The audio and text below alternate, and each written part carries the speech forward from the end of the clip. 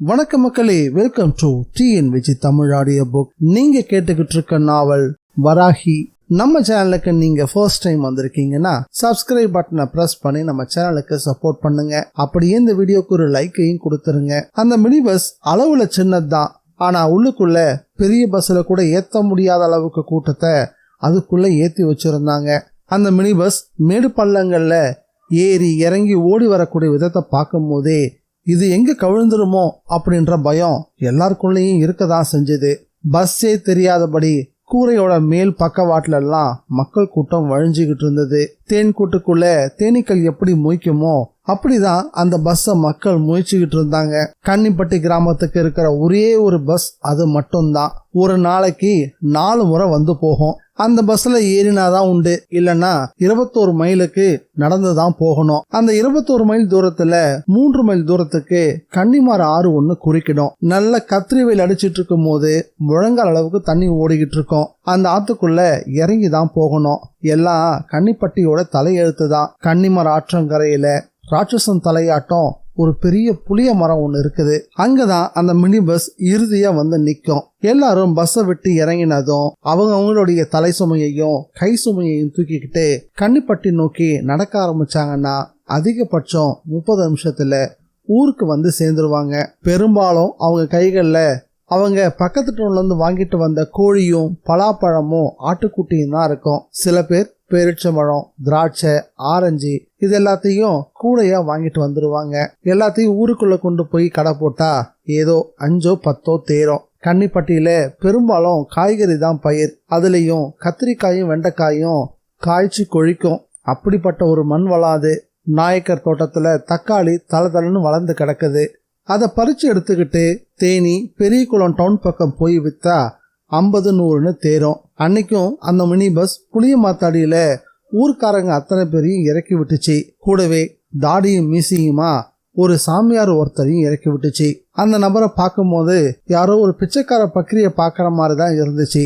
ஆனா கண்ணுல ஒரு விதமான கொரூரம் தெரிஞ்சது. அவ்வளவா பெருசா வயசான மாதிரியும் தெரியல. தலைமுடியில சடை பிடிச்சிருந்தாலும் தலையில ஒரே ஒரு நரைமுடி கூட இல்லைன்னா பாத்துக்கோங்களேன். இடுப்புல சபரிமலைக்கு மாலை போட்டவங்க போல கருப்பு வேட்டி, தோல்ல ஒரு ஜோல்னா பை. பஸ்ல பயணம் செய்யும் போது கூட யார்கிட்டையும் ஒரு வார்த்தையும் அவர் பேசவே இல்லை. எப்படியோ இடம் பிடிச்சு ஒரு மூளையா பார்த்து ஆள் உக்காந்துட்டான். சரளமே இல்லாம கண்களையும் இமைக்காம வெளியே பார்த்துக்கிட்டே வந்தான். பஸ்ஸுக்குள்ள 2 கோழியோடு உட்காந்துருந்தா ஊருடைய மணியக்கார மகளான மலர்விழி. அந்த மனுஷனுடைய தலைமுடிய பார்த்து பார்த்து மாஞ்சி போயிருந்தா. பக்கத்துல ஒரு இனிப்பு சேவைய சப்பி சாப்பிட்டுட்டு இருந்தான் ஊர் கங்காணியோட பொண்ணான முத்து பேச்சு. அவகிட்ட இத சொல்லி சொல்லி ஆதங்கப்பட்டுக்கிட்டு இருந்தா. ஏ முத்தா, பாத்தியா புள்ள, இந்த ஆளுக்கு எம்புட்டு முடி, எனக்கு தான் முடி இருக்குதே, ஏதோ பிஞ்ச விளக்க மாறாட்டம் 4 முடி மட்டும் அப்படின்னு தான் தலைமுடியை தொட்டு பார்த்து வருத்தப்பட்டுக்கிட்டு வந்தா. அந்த சமயம் அவன் யாரு எந்த ஊருன்னு அவளுக்கு தெரியல. தெரிஞ்சுக்கவும் விருப்பம் இல்லை. ஆனா புளிய மரத்தடியில பஸ் நிக்கவும் அதுல இருந்து இறங்கி அவனும் கன்னிப்பட்டியை நோக்கி நடக்க ஆரம்பிச்சான். அதை பார்த்த மலர்விழிக்கு ரொம்ப ஆச்சரியமா போச்சு. ஒரு கையில கோழி, தலைக்கு மேல கூடவே முத்து பேச்சு 2 ஆட்டுக்குட்டிகளை பிடிச்சு இழுத்துக்கிட்டு நடந்து போய்கிட்டு இருந்தா. இளையப்புல, என்னடி இந்த சடையாண்டியும் நம்ம ஊருக்கு தான் வரான் போல தெரியுது. அக்கா, அதான்க்கா நானும் பாக்குறேன். யார் வீட்டுக்கு இப்ப வரானாக்கம்? ஏ புள்ள, இன்னொன்னு கவனிச்சியா? அவன் பாட்டுக்கு தனியா தான் வந்துகிட்டு இருக்கான். யார் கூடயும் பேச மாட்டாங்கறான். பார்த்தா பிச்சைக்கார மாதிரியும் தெரியுறான், சாமியார் மாதிரியும் தெரியுறான். வேணா கேட்டு பாத்துருவோமா? 2 பேரும் அவனை பற்றி கவலையில மூழ்கி போனாங்க. ஆர்வம் அவங்கள தொலைச்செடுக்க ஆரம்பிச்சுது. அதுக்குள்ள கன்னிமார் ஆறு வந்துருச்சு. கரையோரமா அம்பாரமா மந்தாரை புதர். வேலிக்காத்தானுக்கு பழுதே இல்லை. அதுக்கு நடுவுல ஒற்றையடி பாதை போல ஆற்றுக்குள்ள போகக்கூடிய பாதை போய்கிட்டு இருந்தது. அந்த பாதையோட முடிவுல ஆறு குறுக்கிட்டுச்சு. ஆற்றுல முழங்கால் அளவுக்கு தண்ணி ஓடிக்கிட்டு இருந்தது. கொடைக்கானல் மலை மேல மழை பெஞ்சா கன்னிமார் ஆற்றுல தண்ணி கூடிடும். சமயங்கள்ல மஞ்சளை குழைச்சு விட்டது போல குழம்பா ஓடும். அதே சமயம் ஊருக்குள்ள எவ்வளவுதான் மழை பெஞ்சாலும் பெருசா பலன் இருக்காது. அந்த ஓட்டத்தை தீர்மானிக்கிறது அந்த மழை தான். அதையும் கூட ஆற்றுல கால் வைக்கிறதுக்கு முன்னாடி பக்கவாட்டுல திரும்பி பார்க்கலாம். அந்த மலைத்தொடர் பச்சை பசேன்னு ராட்சசத்தனமா இருந்தது. அவனும் நீர்ல கால் எடுத்து வச்சான். அடுத்த நொடியை நிமிந்து அந்த மலைய பார்த்தான். அங்கங்க மேக மூட்டைகள் பார்க்கவே ரொம்ப ரம்மியமா இருந்தது. ஆனா அத அவன் ரசிச்ச மாதிரியே தெரியல.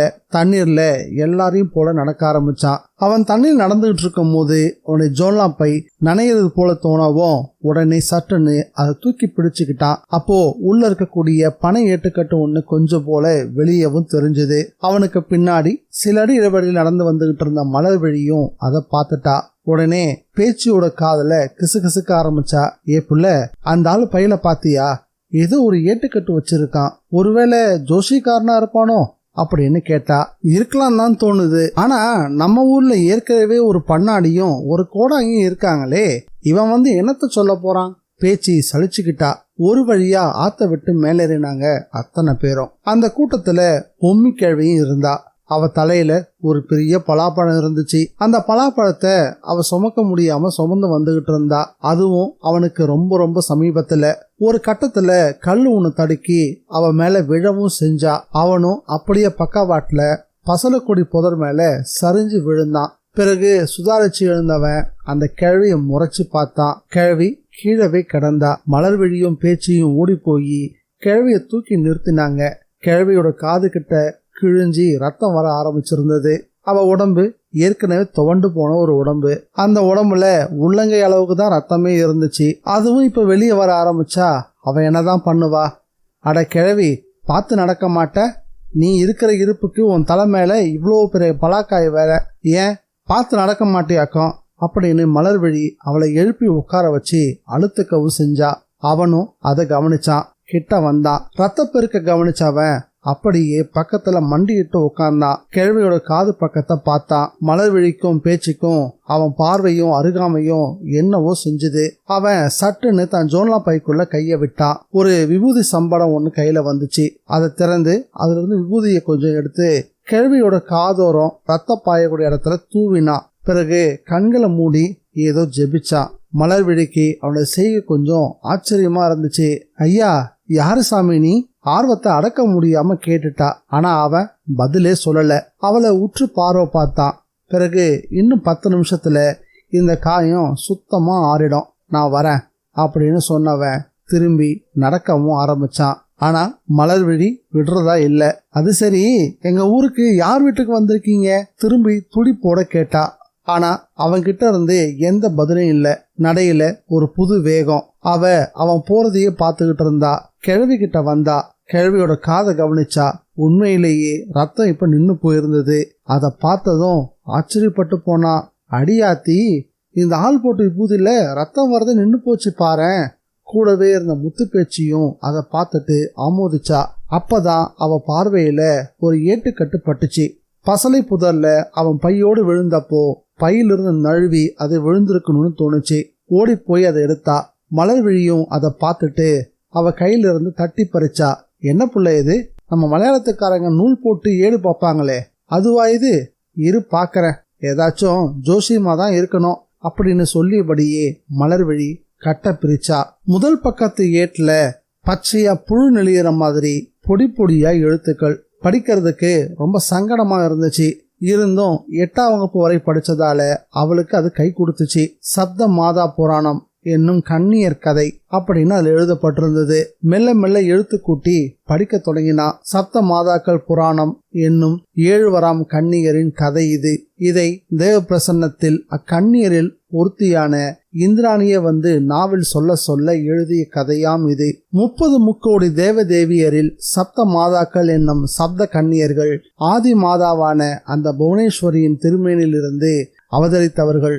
அவர்கள் 7வருக்கும் எந்திர மந்திர தந்திர வித்தகன் ஒருவன் கோவில் எழுப்பினான். அவர்களை தன் அடிமைகளாக ஆக்கிக் கொள்ளவும் முயற்சித்தான். அவை அனைத்தும் கன்னிபுரம் என்னும் கன்னிப்பட்டி கிராமத்தில் நடந்தேறியது. இன்னும் அவர்களுக்கான ஆலயம் கன்னிப்பட்டியில் உள்ளது. ஏட்ட சிரமப்பட்டு படிச்சுக்கிட்டே போனவ அதுக்கு மேல ஏட்ல இருந்த வரிகள் எழுதப்படாத நிலையில பக்கத்துக்கு பக்கம் சின்ன சின்ன வரைபடங்களா பார்க்க ஆரம்பிச்சா. ஒரு பக்கத்துல ஒரு மரம் வரையப்பட்டிருந்தது. அடுத்த பக்கத்துல சுமைதாங்கி கல் ஒண்ணு இருந்துச்சு. அதுக்கும் அடுத்த பக்கத்துல ஒரு சின்ன பாம்பு புற்று ஒண்ணு இருந்துச்சு. மலர்விழிக்கு ஒன்னும் புரியல. இதுக்கிடையில பாட்டியோட காது பக்கத்துல இருந்து சுத்தமா ரத்தம் வர்றது நின்னு போயிருந்தது. சொல்ல போனா காயம் பட்டதுக்கான அறிகுறியே அங்க இல்லவே இல்லை. முத்துப்பேச்சி அதை பார்த்து ரொம்பவே வியந்து போயிட்டா. ஆத்தி மலரு, கிழவி காதப்பாரன், காயம்பட்ட தடத்தையே காணோம். அந்த சடையாண்டி ஏதோ மந்திரம் பண்ணியிருக்கான். ஆமா, இதுல என்னதான் போட்டிருக்கு அப்படின்னு ஏட்ட பற்றி கேட்டா. என்னவோ போட்டிருக்குது. நம்ம ஊர்ல கன்னிமார்களுக்குன்னு கோயில் இருக்கிறதா சொல்லுவாங்கல்ல. ஆமா, அதை பத்தி தான் எழுதியிருக்கு. ஆனா ஒன்னும் விளங்கலடி. இந்த ஏட்டில் இருக்கக்கூடிய எழுத்துக்கள் எப்பவும் இப்படிதான். அதை எழுதுறவங்களுக்கே சமயத்துல விளங்காது. சரி, என்ன பண்ண போற? வரட்டும், தொலைச்சிட்டு போனவன் தேடி வருவான்ல, அப்போ அவங்கிட்டே கேட்டுருவோம். இப்போதைக்கு கிழவி நீ எழுந்திருச்சு நட அப்படின்னு அவளை உசுப்பி எழுப்பி விட்டு நடக்க ஆரம்பிச்சாங்க. அதுக்குள்ள அவங்களோட பஸ்ல வந்தவங்க எல்லாரும் ரொம்ப தூரம் போயிருந்தாங்க. பாதை ஓரமா ஒரு அறநெல்லி மரம் ஒண்ணு கண்ணில் பட்டுச்சு. அதுல அணில்கள்லாம் ஏறி குதிச்சதுல கொஞ்சம் குலுங்கி போய் கிடந்தது. அதுல இருந்து தரையில விழுந்து கிடந்த ஒரு 5-6 நெல்லிக்கனியை எடுத்து வாயில போட்டு சுவைச்சபடி நடக்க ஆரம்பிச்சா மலர்விழி. அத்தியாயம் 2.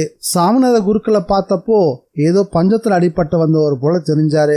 முகத்துல வெள்ளி கம்பிகள் போல சின்ன சின்ன துண்டுகளா வெட்டி குத்திக்கிட்டது போல நரைத்த தாடி, பஞ்சடைத்த கண்கள்.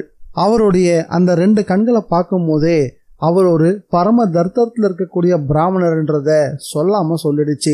ஆனாலும் அவரை பார்க்கறவங்களுக்கு ஏனோ துளியும் அனுதாபமே ஏற்பட மாட்டாங்குது. அது ஏன் தான் தெரியல. சிவன் கோயில்ல குருக்களா ஊழியம் பார்த்துக்கிட்டு இருக்காரு. அதுவும் ஒரு தனியாருக்கு சொந்தமான கோயில். அது மாதம் 10 படி அரிசி கொடுத்து 1000 ரூபாய் கையில கொடுக்கறாங்க. போதாதுக்கு தட்டு வரும்படி வேற. அது ஒரு 2000 வரைக்கும் தான் வரும்னு வச்சுக்குவோம். மாசத்துக்கு மொத்த வரும்படியே அவருக்கு அவ்வளவுதான். ஆனா அதை பங்கு போட்டுக்கிறதுக்கு அவர் வீட்டுல 8 பேர் இருக்காங்க. இதுல முக்கியமான செய்தி என்ன தெரியுமா? அந்த 8 பேருமே பெண்கள். அவருடைய மனைவி நீங்களா? அவருக்கு மொத்தம் 7 பெண்கள். பெரியவளுக்கு இப்போ வயசு 30 ஆகுது. அடுத்தடுத்து 29ல ஒருத்தி, 28ல ஒருத்தின்னு வரிசையா மொத்தம் 7 பெண்கள். குடும்ப கட்டுப்பாடு ரொம்ப அவசியம்னு அரசாங்கம் வலியுறுத்தக்கூடிய இந்த காலத்துல அவரு இப்படி 7 பெண்களை பெற்று வச்சிருக்காரு. அரசன் கூட ஒரு பொண்ணுக்கு அடுத்து 2ஆவதா பெண் பிறந்துட்டா அரண்டு போயிருவான். போதுண்டா சாமி அப்படின்னு வாழை சுருட்டி வச்சுக்குவான். ஆனா சாமிநாத குருக்கள் மட்டும் அசரவே இல்லை. அதுக்காக அவரை காமந்தகாரன்லாம் சொல்லிட முடியாது. அப்படின்னா 7 பேர் எப்படி வந்தாங்கன்ற கேள்வி உங்களுக்குள்ள எழுதா இல்லையா? அங்கதான் நீங்க சாமிநாத குருக்களை சரியா புரிஞ்சுக்க வேண்டியதா இருக்கும். தனக்கு பிறகு தன்னை போலவே சிவத்தொண்டு செய்யறதுக்கு ஒரு ஆண் வாரிசு தேவைன்னு அவர் ஆசைப்பட்டாரு. ஆனா முதல் குழந்தை பெண்ணாகி போச்சு. அடுத்தது ஆணா பிறக்கும் நினைச்சாரு. அதுவும் பெண். 3ஆவது முனைப்பும் ஏமாற்றம். இறுதியில யாரோ ஒரு ஜோதிடர் உமக்கு 7 பெண் பிறக்கும், அப்படி 7 பெண்கள் பிறந்த பிறகு 8ஆவதா ஆண் வாரிசு தோன்றுன்னு சொல்லியிருக்காரு. அது அப்படியே நம்பிய சாமிநாத குருக்களும் கடைசி வரைக்கும் அசரவே இல்லை. 7 பெண்களையும் ஒருத்தர் பின் ஒருத்தரா பெற்று முடிச்சுட்டு 8ஆவதுக்கு ஆசைப்பட்டப்போ அவருடைய மனைவி இந்த உலகத்தை விட்டே போய் சேர்ந்துட்டா. அதன் பிறகு 25 வருஷம் ஆயிருச்சு. அவருடைய 7 பெண் குழந்தைகள் தான் அவருக்கு ஆணுக்கு ஆணா பெண்ணுக்கு பெண்ணா இருந்து தாங்கிக்கிட்டு வராங்க. அவங்களுக்கும் கல்யாண காலம் எப்பொழுதோ வந்துருச்சு. ஆனா கோயில் குருக்கள் கிட்ட பெருசா என்ன இருக்க முடியும்? மூத்தவ ரம்யா, நல்ல புத்திசாலி, கவிதை, கதை, கட்டுரைன்னு எழுதுறதுல கெட்டிக்காரி. அவளுக்கு தான் சமீபத்துல ஒரு வரன் வந்திருந்தது. ரம்யா பார்க்கறதுக்கு நல்ல பரங்கி பழம் மாதிரி நல்ல அழகா இருப்பா. அகன்ற நெற்றி, நீண்ட கூந்தல், நடந்தா அண்ணன் தோத்து போயிடும். அப்படி ஒரு நடை அழகு. ஒரு நாள் அவன் நடந்து வந்ததை பார்த்து கடத்தெருவுக்கு வந்திருந்த பிரதாப் அப்படியே சொக்கி போயிட்டான். பொதுவா பெண்கள் விஷயத்துல பெரிய தாக்கங்கள் எப்பொழுதும் பிரதாப்புக்கு இருந்ததே கிடையாது. ஆனா அவனே அவளை பின்தொடர்ந்து போய் அவ யாரு, எங்க இருக்கா அப்படின்னு எல்லாத்தையும் தெரிஞ்சுக்கிட்டு வீட்டுக்கு திரும்பி வந்தான். இத்தனைக்கும் பிரதாப் அமெரிக்காவில் ஒரு பெரிய வெள்ளைக்கார நிறுவனத்துல இன்ஜினியரா வேலை பார்த்துக்கிட்டு இருக்கான். அவனுடைய அம்மாவும் கல்யாணம் பண்ணிக்க சொல்லி தினமும் அவளை வற்புறுத்திக்கிட்டே இருந்தா. அப்படிப்பட்ட தன்னுடைய அம்மா கிட்ட ரம்யா பத்தி சொல்லவும் பழநழுவி பால்ல விழுந்தது போல ஆயிருச்சு. அவளும் உடனே புறப்பட்டு போய் சாமிநாத குருக்களை பார்த்துட்டா. அப்போதான் மீதி உள்ள 6 பெண்களையும் ஒரு சேர பார்த்தா.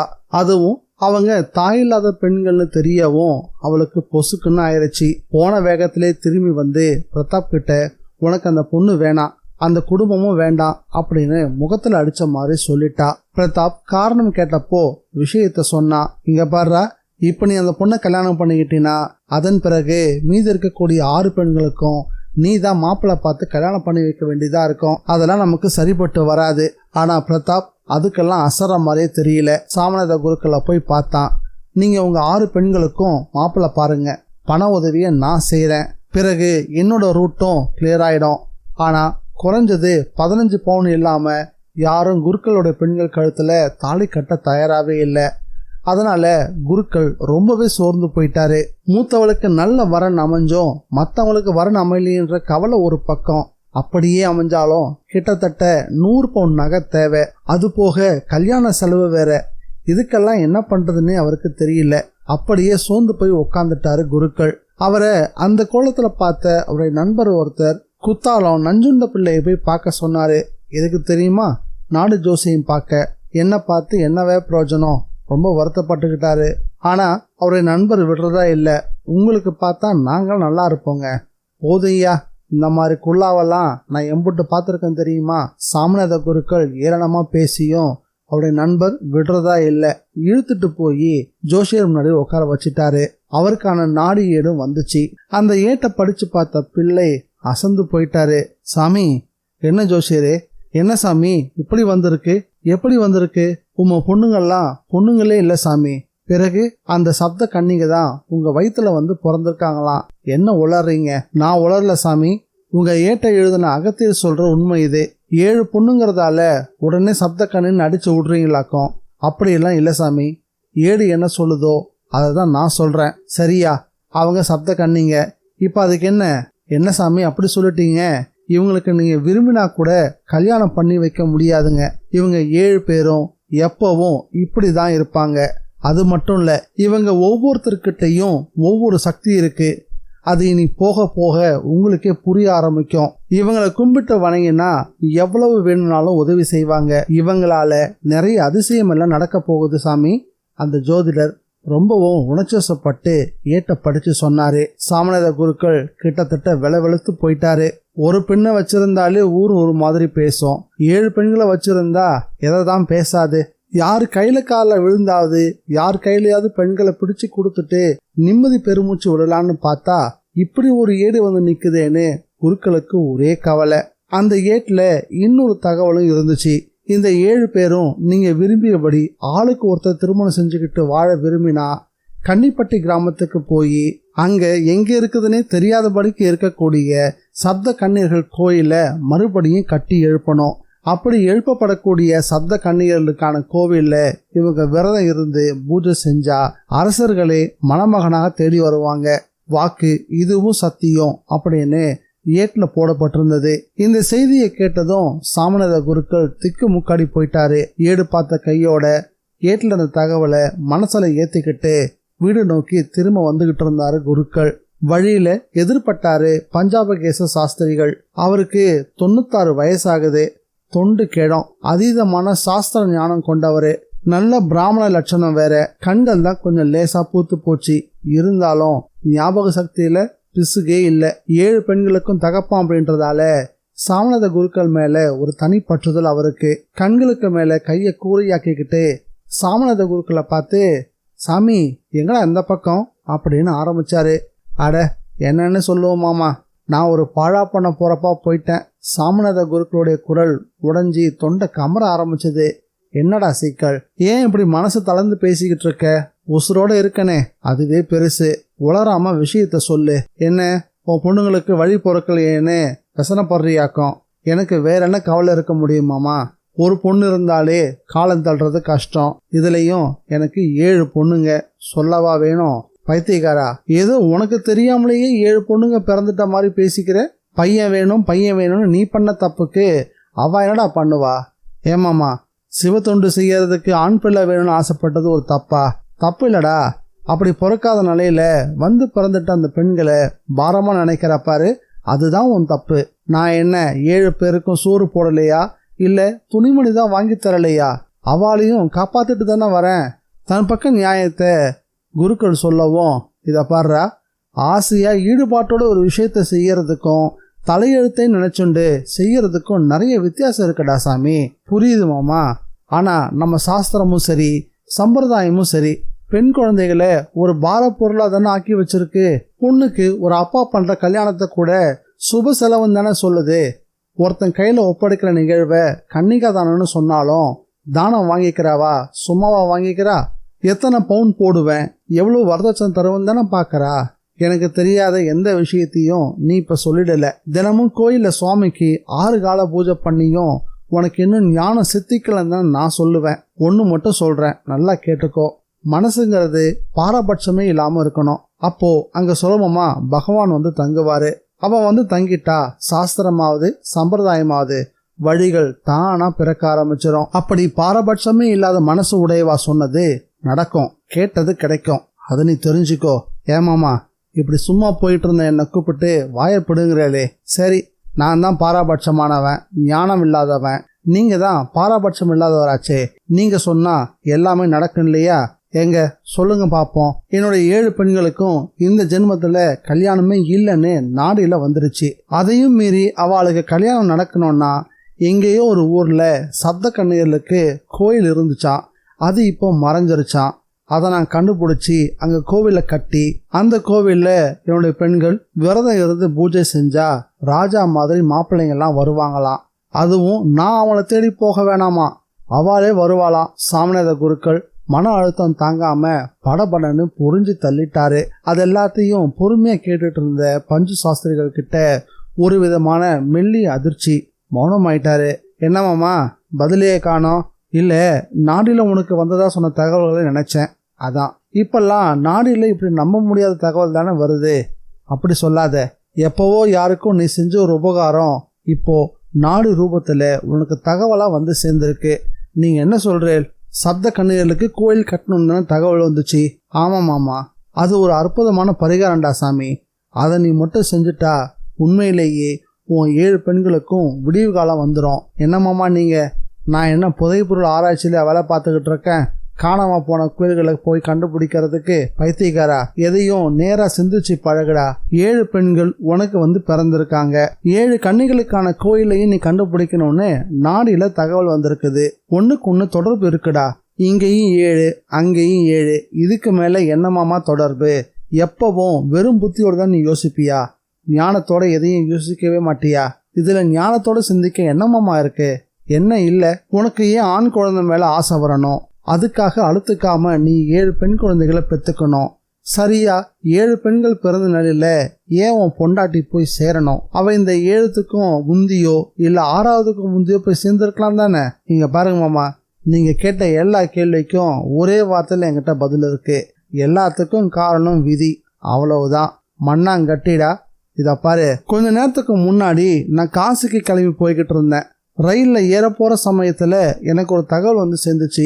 என்னோட பெரியப்பா பிள்ளை தவறிட்டாரு. நான் 10 நாள் பங்காளி. தீட்டு வந்து அண்டவும் நான் காசிக்கு போகக்கூடாதுன்னு திரும்ப வந்துட்டேன். ஒரு 5 நிமிஷம் முந்தி அந்த ரயில் கிளம்பி இருந்தாலும் எனக்கு என் பங்காளி செத்து போன தகவல் வந்து சேராம போயிருக்கோம். நான் அங்க போய் எனக்கு தகவல் தெரியும் போது இங்க எல்லாமே முடிஞ்சு தீட்டும் கழிஞ்சிருக்கும். ஆனா அப்படி நடக்காம தகவல் முன்னாலேயே கிடைச்சி என்னுடைய யாத்திரை நடக்காம போயிருச்சு. அட ஈஸ்வரா, இப்படி பண்ணிட்டே நினைச்சேன். இப்ப உன்னை சந்திக்கும் போதுதான் எனக்கே காரணம் புரியுது. உனக்கு வழிகாட்டதான் அந்த பகவான் என்ன போக விடலன்னு இப்ப நான் புரிஞ்சுக்கிட்டேன். இப்படி ஒவ்வொரு விஷயத்தையும் பிளந்து பார்த்து புரிஞ்சுக்கிறதுக்கு பேரு தாண்டா ஞானம். மாமா, நீங்க என்னென்னவோ சொல்றீள், எனக்கு ஒன்றும் புரியல. இப்ப நான் என்ன பண்ணணும் அதை சொல்லுங்க, நான் பண்ணிடுறேன். அப்படி கேளு. உன்னால 7 கன்னி தெய்வங்களும் வெளிப்பட இருக்குது. இதுக்கு நீ எவ்வளவு புண்ணியம் செஞ்சுக்கணும் தெரியுமா? புண்ணியமா? நானா?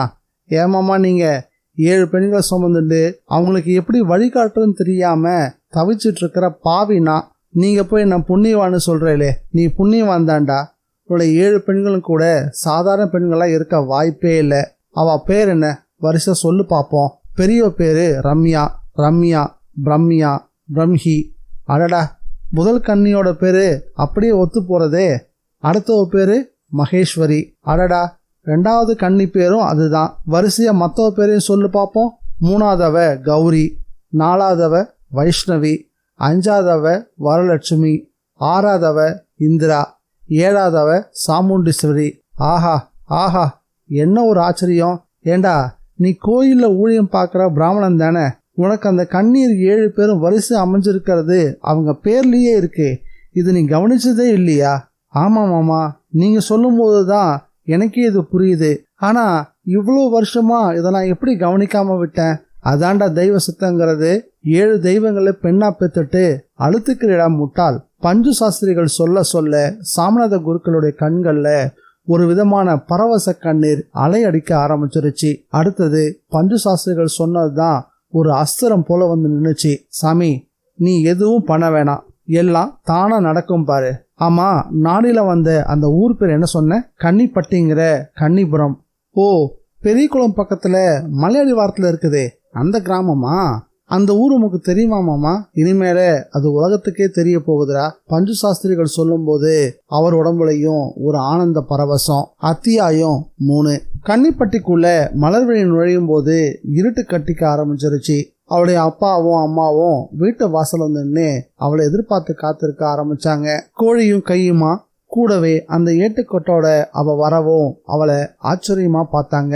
ஏன் பிள்ளை இவ்வளோ நேரம்? அவளுடைய அப்பா மணியக்காரர் மகாலிங்கம் வாய் திறந்து கேட்டாரு. வர வழியில நம்ம கிழவி கீழே விழுந்து காது கிழிஞ்சு போச்சுப்பா அப்படின்னு ஆரம்பிச்சவ நடந்த எல்லாத்தையும் முழுசா சொல்லி நிறுத்தினா. மகாலிங்கம் முகத்துல ஈசல் பறக்க தொடங்கிருச்சு. ஆமா, அந்த ஆள் எப்படி புள்ள இருந்தான்? அதான் சொன்னனே, சாமியார் ஆட்டம் தெரியுது, கோடாங்கி ஆட்டமும் தெரியுது, ஒன்னும் புரியல. அதுகிட்ட தான் இந்த ஏட்டுக்கட்டு இருந்துச்சு அப்படின்னு சொன்னவ அந்த ஏட்டுக்கட்டை எடுத்து நீட்டினா. மகாலிங்கம் அதை பார்த்த விதமே சரியில்லை. அவரு பயப்படுறாருன்னு பார்த்ததுமே புரிஞ்சுக்கிட்டா மலர்விழி. ஏன்பா, உனக்கு பயமா இருக்குதா என்ன? ஆமா போல, இப்பதான் கொஞ்ச நாளா நம்ம ஊரே நிம்மதியா கிடக்கு, திரும்பவும் பழையபடி ஆயிடும் போல தெரியுது. என்னப்பா சொல்ற? அட, என்னத்த சொல்லுவேன். சரி நீ இரு, நான் போய் நம்ம ஆளுங்களை பார்த்துட்டு வரேன். மகாலிங்கம் ஏதோ சொல்ல வந்து பிறகு சொல்லாம நழுவறத மலர்விழியால புரிஞ்சுக்க முடிஞ்சுது. மகாலிங்கம் அங்கிருந்து கிளம்பவும் கொல்ல பக்கமா கந்தனுடைய தலை தென்பட ஆரம்பிச்சுது.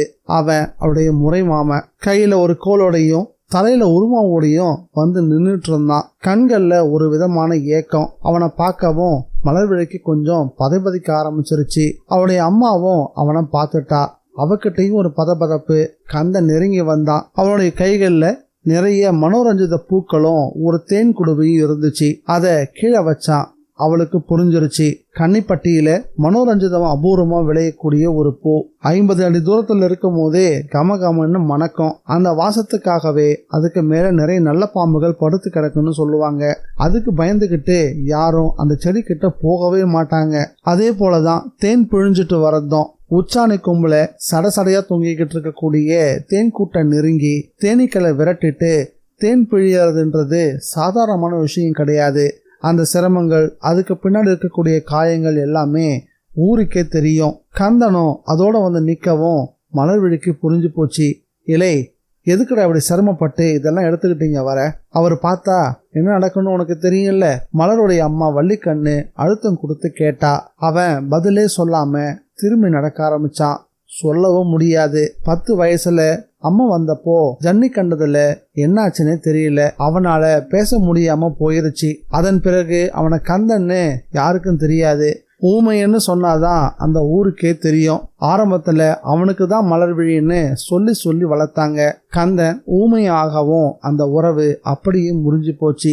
கந்தனுடைய அம்மாவான சண்முகத்தாய் கிட்ட மகாலிங்கம் ஒரு நாள் ஆவேசமா பேசினாரு. இங்க பாரு சண்முகம், இனி உன் மவனை சொந்தம் கொண்டாடிக்கிட்டு என் வீட்டு பக்கம்லாம் அனுப்பாத. என் மவளை நல்லா படிச்சவனுக்கோ இல்லைன்னா நிலநீச்சு இருக்கிறவனுக்கோ தான் கட்டி கொடுக்க நான் விரும்புறேன். உன் மவன் மாதிரி ஊமையனுக்கெல்லாம் கிடையாது அப்படின்னு கராரா சொல்லிட்டாரு. மலர்விழிக்கு அந்த சம்பவம் ரொம்ப வருத்தத்தை ஏற்படுத்திருச்சு. அன்னைக்கு யாருக்கும் தெரியாம கந்தனை போய் சந்திச்சா. இங்க பாரு மாமா, நீ கவலைப்படாத, நான் கட்டினா உன்னதான் கட்டுவேன், அதை யாராலையும் மாற்ற முடியாது. என் அப்பா எனக்கு நல்லது செய்யறத நினைச்சுக்கிட்டு கெடுதல் பண்ணிக்கிட்டு இருக்காரு, கவலைப்படாத, காலம் எல்லாத்தையும் மாத்திடும் அப்படின்னு ஆறுதலும் சொல்லி இருந்தா. அதெல்லாம் தான் அவனை இப்படி பூ பறிக்கவும் தேனெடுக்கவும் வச்சிருக்கு. சொல்ல போனா ஒரு மனுஷனா நடமாடவே விட்டுருக்குன்னு தான் சொல்லணும். அவனுக்காக ரொம்ப வருத்தப்பட்டா மலர்விழி. அவனுடைய தலை மறைகிற வரைக்கும் பார்த்துக்கிட்டே இருந்துட்டு அவன் போன பிறகு மனோரஞ்சித பூக்கள்ல இருந்து ஒன்னை எடுத்து தலையில சூடிக்கவும் செஞ்சா. தேனையை எடுத்து வீட்டுக்குள்ளேயும் வச்சா. கன்னிப்பட்டிக்கு இன்னும் மின்சாரம் வரல. ஆற்றுக்கு அந்த பக்கம் மலை அடிவாரத்துல உள்ள பின்தங்கிய ஊர் அப்படின்றதால அரசாங்கம் ஒன்றும் பெருசா கண்டுக்கவே இல்லை. எல்லா வீடுகள்லயும் தீப்பந்தம் தான் எரியும். தீப்பந்தத்துக்கு விளக்கெண்ணெயையும் விளக்குக்கு கற்பஜோதி இலையும் தான் பயன்படுத்திக்கிட்டு இருந்தாங்க. கற்பஜோதி மரம் ஒரு அபூர்வமான மரம். அதோடைய இலையை சுருட்டி திரிய போட்டு தீபம் ஏற்றினா அந்த இலை எந்த விதமான எண்ணெயும் இல்லாம 3 மணிலேருந்து 4 மணி நேரம் வரைக்கும் நின்று எரியும். ஊரிலேயே மொத்தமா 7 மரங்கள் தான் இருந்துச்சு. அந்த மரத்திலிருந்து உதிர்ந்து விழக்கூடிய இலைகளை தான் விளக்குக்கு பயன்படுத்தலாம். இதெல்லாம் காலங்காலமா ஊருக்குள்ள இருக்கக்கூடிய நடைமுறைகள். அதை யாருமே மீறினது கிடையாது. மகாலிங்கம் ஊருடைய நாட்டாமையான நாராயணசிவத்தை தேடி போனாரு. அங்க தீப்பந்தங்கள் தான் வெளிச்சத்தை கொடுத்துக்கிட்டு இருந்தது. நாராயணசிவமும் ஒரு பெரிய கருத்த போர்வைய உடம்புல போத்திக்கிட்டு வெளிக்கட்டுல உட்கார்ந்துட்டு இருந்தாரு. அவரை சுற்றிலும் நட்பு வட்டம் உட்கார்ந்துட்டு இருந்தது. அவங்க எல்லாரும் ஆடுபுலி ஆட்டம் ஆட தயாராகிட்டு இருந்தாங்க. கொஞ்சம் தள்ளி அடுப்பை மூட்டி அதுல சோளக்கதிர்களை ஒருத்தன் சுட்டுக்கிட்டு இருந்தான். ஆடுபுலி ஆட்டம் ஆடும்போது தேய்ச்சி சாப்பிட்ற தோதா இருக்கும். இடையில கடிச்சிக்கிறதுக்கு வெள்ளைக்கட்டி வேற. கரண்டே இல்லாத அந்த ஊர்ல வேற பொழுதுபோக்கு தான் ஏது? மகாலிங்கம் வந்து சேரவும் நாட்டாம நாராயணசிவம், அடடே வாழ, இன்னைக்கு நீயும் ஆட்டாட வந்துட்டியா என்ன அப்படின்னு கேட்டாரு. இல்லை நாட்டாம, நான் வந்தது வேற ஒரு விஷயமா அப்படின்னு மகாலிங்கம் பீடிகை போட்டாரு. வேற என்னவே சொல்ற? என்னத்த சொல்ல? ஆமா, உங்க ஆளுங்க யாரும் இன்னைக்கு டவுனு பக்கம் போகலையாக்கும். ஏன் கேட்குற? என் கேள்விக்கு நீங்க பதில சொல்லுங்க. போனாங்களே, சாத்தாப்பம் கூட டவுனுக்கு போய் மிக்சரு காராசமெல்லாம் வாங்கி வந்தானே, அப்படியே கிழிஞ்சு போன கொடியும் தச்சுட்டு வந்திருக்கானே. இல்லையே சாத்தப்பா, நீ எந்த வண்டியில வந்த? கடைசி வண்டியில தான். கூட யாரெல்லாம் வந்தா? அதை நான் கவனிக்கலையே. அப்புறம் எதுக்கு நீ இருக்க? ஆமா, யாரு வரா போறாங்கன்னு இப்ப ரொம்ப முக்கியமாக்கும். நாட்டாம, நான் இப்ப சொல்ல போறத கேட்டா அரண்டு போயிடுவீங்க. அப்படி என்னத்தல்ல சொல்ல போற? எவனோ ஒருத்தன் கொஞ்சம் சித்து வேலைகள்லாம் தெரிஞ்சவன் போல தெரியுது. இப்போ நம்ம ஊருக்குள்ள வந்திருக்கான், தெரியுமா உங்களுக்கு? மகாலிங்கம் சொல்லவும் நாட்டாமைக்கு பகீர்னு இருந்துச்சு. என்னது, மாயக்காரனா? நாட்டாம வாயை பிளந்துட்டாரு. ஆமா, பழையபடி ஆரம்பிச்சுட்டாங்க போல. பழையபடினா ஒரு இளவதிக்காரன் இடையில புகுந்து கேள்வி கேட்டான். உங்களுக்கெல்லாம் எதுவும் தெரியாது, நம்ம கன்னிப்பட்டியே ஒரு மாயக்கார ஊர் தான், தெரியும்ல? நாட்டாம தயங்கி சொன்னாரு. என்ன அப்படி சொல்றீங்க? இதை ஒரு இருட்டு ஊர்னு சொல்லுங்க, ஒத்துக்கிறோம். மாயக்காரன ஊர்னா என்னவே அர்த்தம்? அவன் அடுத்தபடியா கேள்வி கேட்கவும் மகாலிங்கம் தன் வசம் இருந்த ஏட்டுக்கட்டை எடுத்து நீட்டினாரு. இது அந்த ஆள் கையில இருந்துச்சான். என் மக பார்த்திருக்கா. அவன் நம்ம கிழவி ஒருத்தி மேல தடுக்கி விழவும் அவனுக்கே தெரியாம இந்த ஏடும் கீழே விழுந்துருச்சு. அதை அவன் மறந்து போயிட்டான். இதை என் மக எடுத்துட்டு வந்து என்கிட்ட கொடுத்தா. இதுல நம்ம ஊரை பத்தி எல்லாம் எழுதியிருக்கு போல. குறிப்பா நம்ம ஊர் கன்னிமார் சாமிங்க பத்தி இதுல குறிப்புகள் இருக்கான். அவங்களுக்கு கோயில் இருந்துச்சாம்ல. மகாலிங்கம் பேச பேச நாராயணசிவத்துக்கு உடம்பெல்லாம் நடுங்க ஆரம்பிச்சிருச்சு. நாட்டாம, என்னாச்சு? ஏன் உங்க உடம்பு இப்படி நடுங்குது? நடுங்காம என்ன செய்யும்? நான் சிறுபிள்ளையா இருந்தப்போ என் கண்ணில் பார்த்த ஒரு சம்பவம் தான் இப்ப என் ஞாபகத்துக்கு வருது. சம்பவமா? அது என்ன சம்பவம் சொல்லுங்க. வேணாம், இப்ப நான் அதை நினைச்சு பார்க்கவே விரும்பல. நீங்கெல்லாம் முதல்ல வந்திருக்கிற அந்த ஆளை போய் தேடுங்க. அவனுக்கே தெரியாம கண்காணிச்சுட்டு வந்து சொல்லுங்க. எதுக்கு நாட்டாம?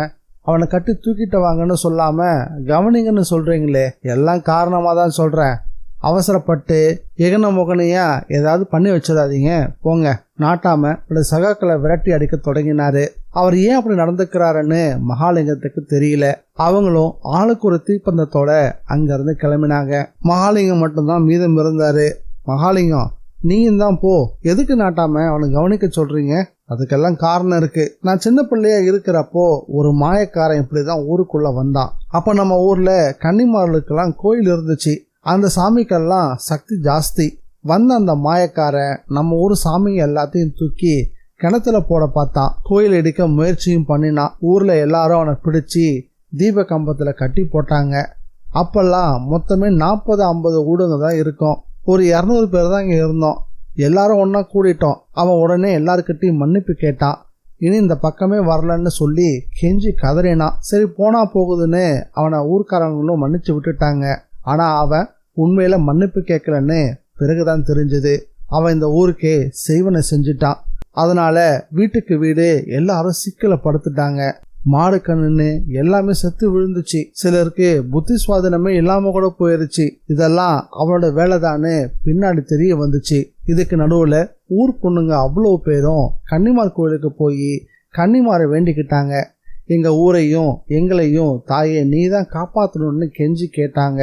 அப்பதான் அவங்களே ஒரு விஷயத்த கவனிக்கவும் செஞ்சாங்க. அவ்வளோ சாமிகளுக்கும் கண்ணு கட்டப்பட்டிருந்தது. அது மட்டும் இல்ல, அவங்க இருந்த பீடத்தை செதைச்சி கீழே இருந்த எந்திரத்தை எல்லாம் அந்த மாயக்காரன் எடுத்துட்டு போயிருக்கான். அதனாலதான் அருள் இல்லாம ஊரே ஒரே சிக்கலுமா மாறிடுச்சு. அதுல இருந்து மீளவே வழி தெரியல.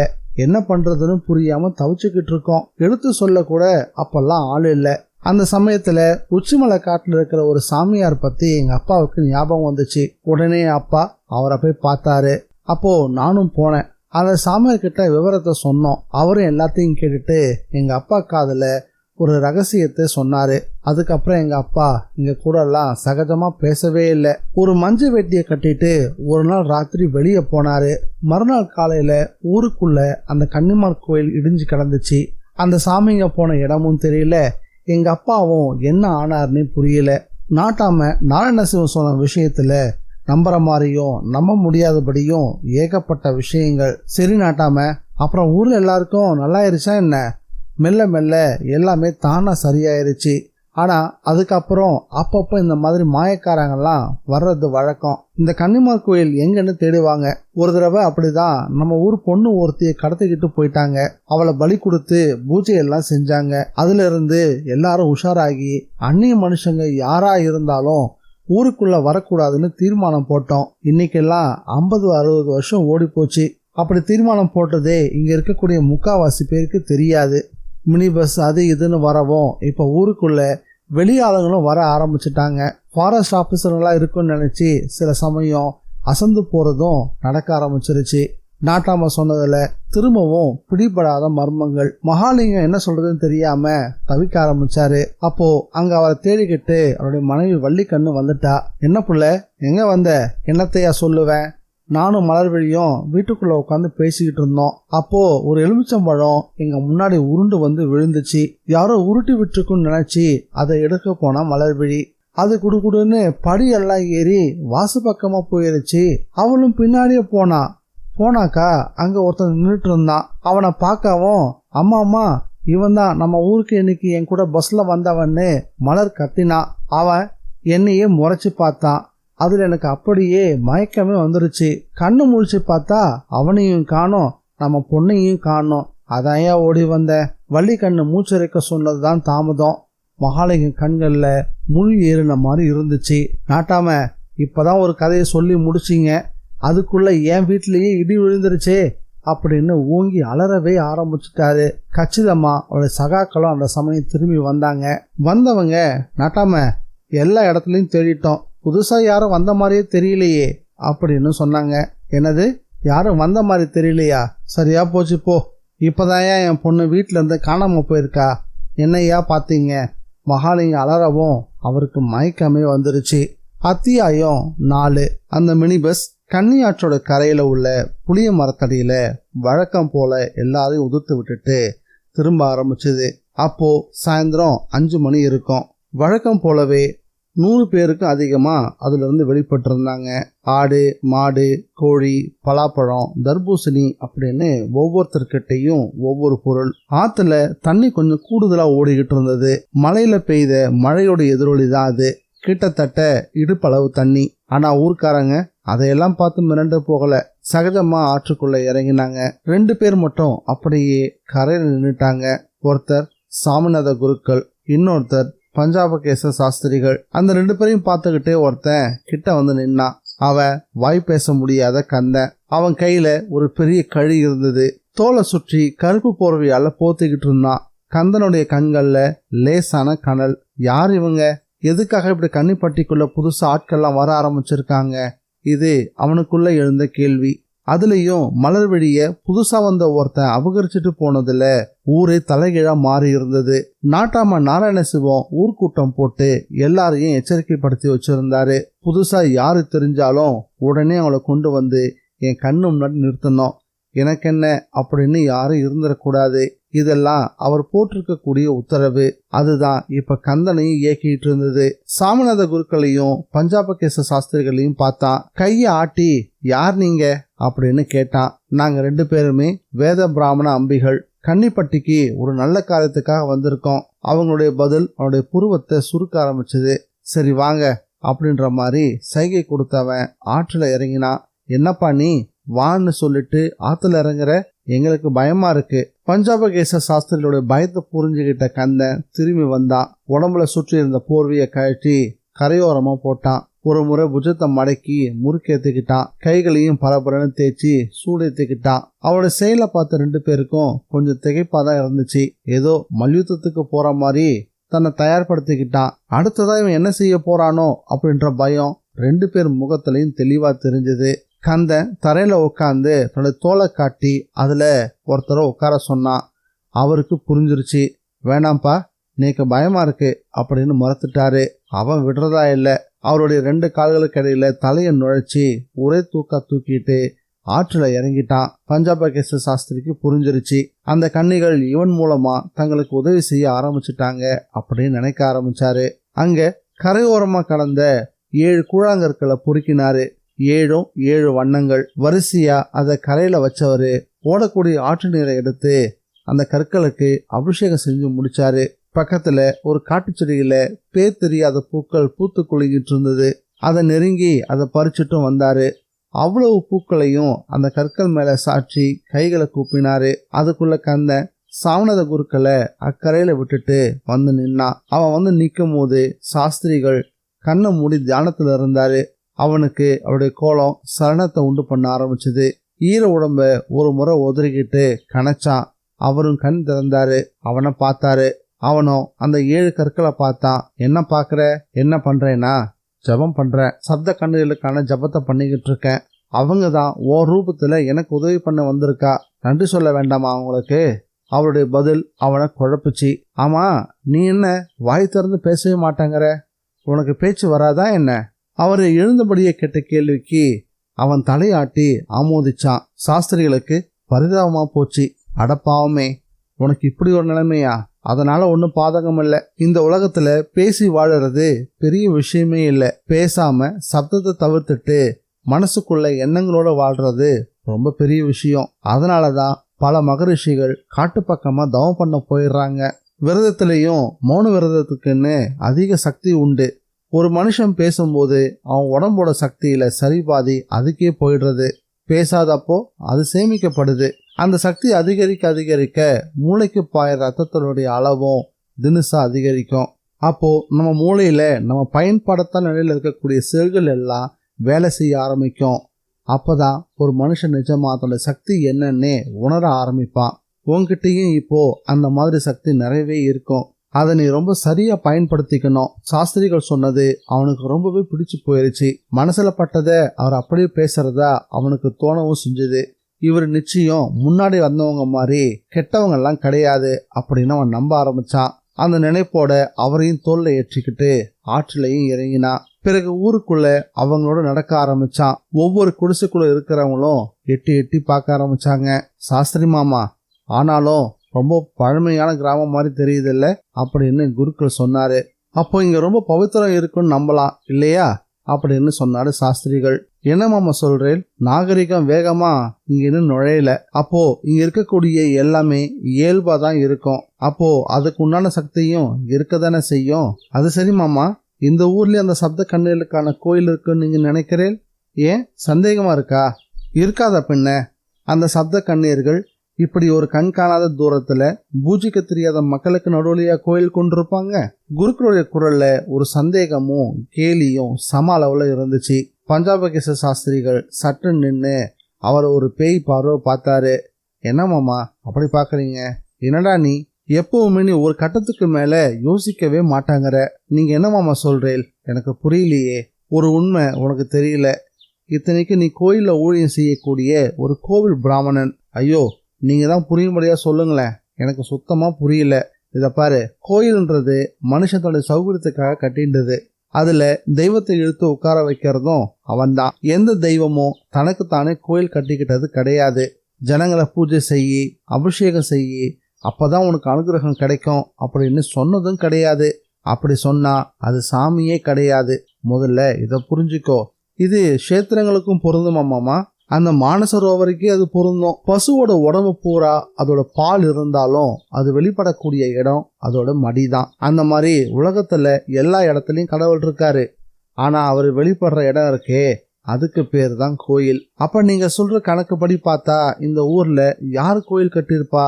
நிச்சயம் நம்மள மாதிரி ஆசை இருக்கக்கூடியவங்க இல்ல தேவை இருக்கக்கூடிய மனுஷங்க யாரும் இந்த கோயிலை கட்டியிருக்க முடியாது. அப்படின்னா மக்கள் நடமாட்டமே இல்லாத, ஜனசந்தடியே இல்லாத இயற்கையான ஒரு மலை அடிவாரத்துல எப்பவும் தண்ணி ஓடிட்டு இருக்கிற ஆத்துக்கு பக்கத்துல சப்த கண்ணீர்களோட சன்னதி எழுப்பினது நிச்சயம் ரிஷிகளா தான் இருக்கணும்.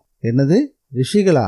ஆமா, அவளுக்கு சப்த கண்ணீர்களோட அனுகிரகம் தேவைப்பட்டிருக்கலாம். அதனால அவ நடமாடுற இந்த மலைக்கு கீழே இந்த கிராமத்துல அவ கோயிலை எழுப்பியிருக்கணும். எவ்வளவோ சுவாமிகள் இருக்கும் போது அவன் ஏன் சப்த கண்ணீர்கள் மட்டும் கோயில் கட்டிருக்கணும்? ஒரு ராஜாவை பார்க்க போறவன் அவ்வளவு சுலபத்துல ராஜாவை பார்க்க முடியாது. ஆனா வாசல நிக்கிற சேவகனை சுலபமா பாத்திர முடியும். அப்போ இந்த சப்த கண்ணீர்கள் சேவகர்கள் மாதிரியா? அதுல என்ன உனக்கு சந்தேகம்? இந்த 7 பேரும் உருவான விதமே ரொம்ப அலாதியானது. இவா 7 பேரும் அம்பாளோட உடம்புல இருந்து உதிர்ந்தவா. என் உடம்புல இருந்து உதிர்ந்தவங்களுக்கு முதல்ல நீ பதில் சொல்லு, பிறகு எனக்கு பதில் சொல்லுன்னு அசுரனுக்கு எதிரா அவாதான் இவாளை படைச்சா. அப்போ இவ சும்மா வேலைக்கார மாதிரி தானா? இவாளுக்குன்னு எந்த சக்தியும் கிடையாதுன்னு சொல்லுங்கோ. பைத்தியக்காரா, நம்ம மதத்துல ஒரு முக்கியமான கருத்து இருக்கு தெரியுமா உனக்கு? சுவாமி தன்னை பழிக்கிறவனை கூட மன்னிச்சிடுவாரு. ஆனா தன்னுடைய பக்தன் ஒருத்தனை பழிக்கிறத அவர் மன்னிக்கிறதே கிடையாது. உலகத்துல ரொம்ப உயர்ந்தவன் யாருன்னா அவன் பக்தன் தான். அதனாலதான் சுவாமி கிட்ட தப்பா நடந்துக்கிறவா கூட பக்தர்கள் கிட்ட நடந்துக்க பயப்படுவா. அப்படி பார்த்தா பக்தர்களுடைய பெருமை எவ்வளவு இருக்கணும். உண்மைதான். அதுக்கும் சப்த கண்ணீர்களுக்கும் என்ன சம்பந்தம்? இங்க இவா விஷயம் அப்படிதான். ஒரு கோணத்துல பார்த்தா அந்த பராசக்தியை விட இவாளுக்கு தான் சக்தி அதிகம். இவாளோட கோபம் அதிக அழிவை கொடுத்துரும். இவாளோட அன்பு அதிக அருளை கொடுத்துரும். சுருக்கமா சொல்ல போனா இந்த மாய வாழ்க்கையில மனுஷ கஷ்டத்திலையும் நஷ்டத்திலையும் பகையிலையும் பொறாமையிலையும் மூழ்கி அழிஞ்சு போயிடக்கூடாது. அவளை அந்த சமயத்துல காப்பாத்துல அதுக்குன்னு ஒரு ஆள் வேணும்னு தான் இவாளையே அந்த பராசக்தி படைச்சா. ஓ அப்படியா? ஆமா, பிராமிய நமஸ்காரம் பண்ணினா கல்வி கை கூடும், கற்பனா சக்தி பெருகும். மகேஸ்வரிய நமஸ்காரம் பண்ணினா கேட்ட வரம் கிடைக்கும். கௌமாரிய நமஸ்காரம் பண்ணினா பயம் இல்லாம இருக்கும் மனசு. வைஷ்ணவிய நமஸ்காரம் பண்ணினா நம்ம கிட்ட இருக்கிற நல்லதெல்லாம் பல மடங்கு அதிகரிக்கும். வாராகிய நமஸ்காரம் பண்ணினா எதிரியே நமக்கு இருக்க மாட்டா. இந்திராணிய நமஸ்காரம் பண்ணினா கடன் அடையும், காசு சேரும். சாமுண்டிய நமஸ்காரம் பண்ணினா தீராத பிரச்சனைகள் தீரும். இப்படி நம்ம வாழ்க்கையில நமக்கு மகா உபகாரம் பண்றவ இவாதான். சாஸ்திரிகள் சப்த கண்ணிலுக்கு அளிச்ச விளக்கம் பொறுமையா நடந்துகிட்டு இருந்த கந்தனையே சிலிர்க்க வச்சிருச்சு. சாமிநாத குருக்களோ, நம்ம மதத்துலதான் எவ்வளவு விஷயங்கள் இருக்கு, இதெல்லாம் தெரிஞ்சுக்காம நான் இவ்வளவு நாளா நாள் கடத்திட்டேனே அப்படின்னு பள்ளி போல சிறுமினாரு. அதனாலதான் உனக்கா பார்த்து கோயில் கட்டுன்னு வந்திருக்கு. அதுலயும் உன் மக்களாவே அந்த 7 பேரும் வந்து பிறந்திருக்கா. அது எப்படி மாமா? எதுவுமே தெரியாத எனக்கு போய் சப்த கன்னிகள் 7 பெண்ணா பிறந்திருப்பா. உங்க வயிற்றுல பிறந்திருந்தா நீங்க கொண்டாடி இருப்பீங்களே, இப்ப மட்டும் என்னடா அவளை நான் கொண்டாடலையா என்ன? இன்னொரு விஷயத்தையும் சொல்றேன், நல்லா கேட்டுக்கோ. அந்த சக்தி தேவதைகள் வந்து பிறக்கிறதுக்கும் கோயில் கொட்டுறதுக்கும் எதுவுமே நம்ம கையில இல்லை. அதுக்கு அவ அனுகிரகம் வேணும். அது மட்டும் இல்லாம அதுக்கு சில காரணங்களும் இருந்தே ஆகணும். என்ன மாமா நீங்க? கொஞ்சம் முந்திதான் சுவாமி தான் ஒன்னும் கோவில் கட்டிக்கிறது இல்ல, மனுஷாதான் தான் தேவைக்கு பண்ணிட்டாள்னு சொன்னேன். இப்போ இதெல்லாம் அவ விருப்பம்னு சொல்றேலே, என்னடா நான் சொன்னதை வச்சு என்னையே மடக்கிட்டதை நினைக்கிறியா என்ன? இப்பவும் நான் சொல்றேன், அவ நினைச்சாதான் நாம நினைப்போம், அவ விரும்பலன்னா நமக்கு எதுவுமே தோணாது. குழப்பறே. சரி மாமா, இதுக்காவது பதில் சொல்லுங்களேன். ரிஷிகள் இந்த ஊர்ல கோயில் கட்டிருக்கணும்னு நீங்க சொன்னீங்கல்ல, அவ எதுக்காக இவாளுக்கு கோயில் கட்டிருக்கணும்? சில சித்திகளுக்காக தான். ஏன்னா ரொம்ப வேகமா ஓடி வந்து அனுகிரகம் பண்றவங்க தேவதைகள் தான். மாறி மாறி இப்படி 2 பேரும் பேசிக்கிட்டு நடந்ததுல அலுப்பே தெரியல. சரியா நாட்டாம நாராயணசிவம் வீடும் வந்து சேர்ந்திருந்தது. வாசல்ல நாட்டாம உட்காந்துட்டு இருந்தாரு. அவரை சுற்றி ஊர் இளைஞர்களும் பெரியவங்களும் இருந்தாங்க. கந்தன் குருக்களையும் சாஸ்திரிகளையும் கூட்டிட்டு வரத எல்லாருமே நிமிர்ந்து பார்த்தாங்க. 2 பேரும் கூட்டத்தை நெருங்கி வரவும் அதுல இருந்து ஒருத்தன் கேட்டான், யாருங்க நீங்க? நாங்க 2 பேருமே தஞ்சாவூர் பக்கத்துல இருந்து வரோம், வேதம் படிச்ச பிராமணர்கள் நாங்க.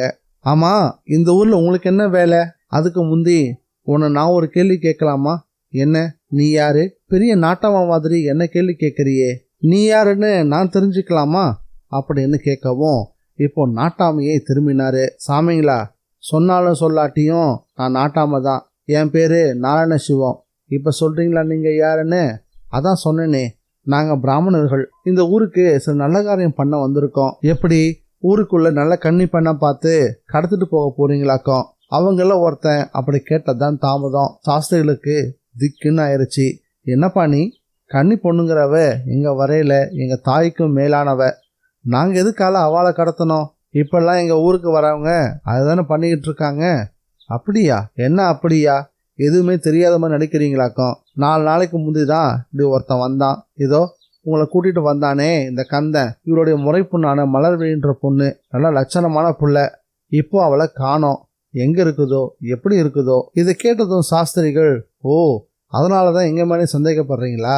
உங்களன்னு இல்லை, இந்த ஊருக்குள்ள யாரு நுழைஞ்சாலும் நாங்க அவங்கள சந்தேகப்படுவோம். அவங்கள அடிச்சு துரத்தவும் செய்வோம். குதிரை ஓடினா பின்ன லாயத்தை பூட்டி வைக்கிறதுல என்ன பிரயோஜனம்? சாஸ்திரிகள் அப்படி கேட்கவும் நாட்டாமைக்கு கன்னத்துல அற விழுந்த மாதிரி இருந்துச்சு. இடையில கந்தனும் அவங்க கிட்ட தான் சைகை பாஷையில, இவங்க நாம நினைக்கிற மாதிரி கெட்டவங்க இல்ல, நல்லவங்களா தான் தெரியுது அப்படின்னு சொல்லவும் நாட்டாமையும் யோசிக்க ஆரம்பிச்சாரு. ஐயா, நாங்க எதுக்காக இங்க வந்திருக்கோன்றதையும் நாங்க சொல்லிடுறோம். இதோ இவர் இருக்கார்ல, இவர் பேரு சாமிநாத குருக்கள். தஞ்சாவூருக்கு பக்கத்துல அழகியநல்லூர் கிராமத்துல சிவன் கோயில்ல குருக்களா இருக்கவரு. இவருக்கு 7 பெண்கள். சாஸ்திரிகள் கொஞ்சம் இடைவெளி விட்டாரு. எல்லாரும் 7 பெண்களா அப்படின்ற மாதிரி பார்த்தாங்க. என்ன பார்க்கிறேன், இவர் ஒன்னும் காமாந்தகாரனோ கட்டுப்பாடு இல்லாம நடந்துகிட்டு பிள்ளை பெற்றுக்கிறவரு கிடையாது. தனக்கு பிறகு தன்னுடைய பேர் சொல்ல ஒரு பிள்ளை வேணும்னு இவருக்கு ஆசை. எங்க சம்பிரதாயத்துல பிள்ளை கையால கொல்லி வாங்கலன்னா பித்ரு நரகம் கிடைக்கும்னு ஒரு பயம் உண்டு. அந்த பயமும் ஒரு காரணம். ஆனா அந்த பகவான் இவருக்கு புருஷ குழந்தையை கொடுக்கல, 7 பெண் குழந்தைகளை தான் கொடுத்தான். 8வதுக்கு இவர் மனைவி உயிரோட இல்ல. என்னமோ இவரை எழுதி வச்சுட்டு செஞ்ச மாதிரி அழகா 7 பெண் குழந்தைகள். 7 பேருக்கும் இவாளுக்கே தெரியாம அந்த சப்த கண்ணைகளோட பேரை தான் வரிசையா வச்சிருக்காங்கன்றது அடுத்த ஆச்சரியம். சாஸ்திரிகள் கொஞ்சம் இடைவெளி விட்டாரு. நல்லா மூச்சையும் வாங்கிக்கிட்டாரு. தொண்டை லேசா கமரவும் நாட்டாம புரிஞ்சுக்கிட்டு தான் வீட்டு பெண் ஒருத்தியை பார்க்க அவ ஓடி போய் ஒரு பித்தளை சொம்புல தண்ணியை கொண்டு வந்து கொடுத்தா. இதை நான் குடிக்கிறேன், நீங்க என்ன நம்புறதா இருந்தா அப்படின்னு சொன்னாரு. நாட்டாமைக்கு தர்ம சங்கடமாகி போச்சு. நாம ஒருத்தருக்கு தண்ணியை கொடுத்து அவர் அதை குடிக்கலன்னா அது ஒரு வகையில தோஷம், குடிச்சாதான் புண்ணியம். நம்புறோம் சாமி, நீங்க குடிங்க அப்படின்னு சொல்லவும் அந்த தண்ணிய குடிக்க ஆரம்பிச்சாரு. ஜில்லுன்னு இருந்த அந்த தண்ணியில தான் மலை மூலிகைகளுடைய வாசம். ஆஹா, ரொம்ப அற்புதமா இருக்கு இந்த தண்ணி. இவ்வளவு சுத்தமா அந்த காவேரியில கூட தண்ணி வரதில்ல அப்படின்னு சொல்லியபடியே செம்ப திரும்ப கொடுத்தாரு. சரி சாமி, நீங்க சொல்லி முடிங்க. நல்லது, நானும் விஷயத்த சொல்லி முடிச்சிடறேன். 7 பெண்ணை பெத்துட்டா ஆச்சா, அவளுக்கு கல்யாணம் பண்ண வேணாமா? மீண்டும் இடைவெளி. எல்லாரும் அவரையே வெறிச்சு பார்த்துட்டு இருந்தாங்க.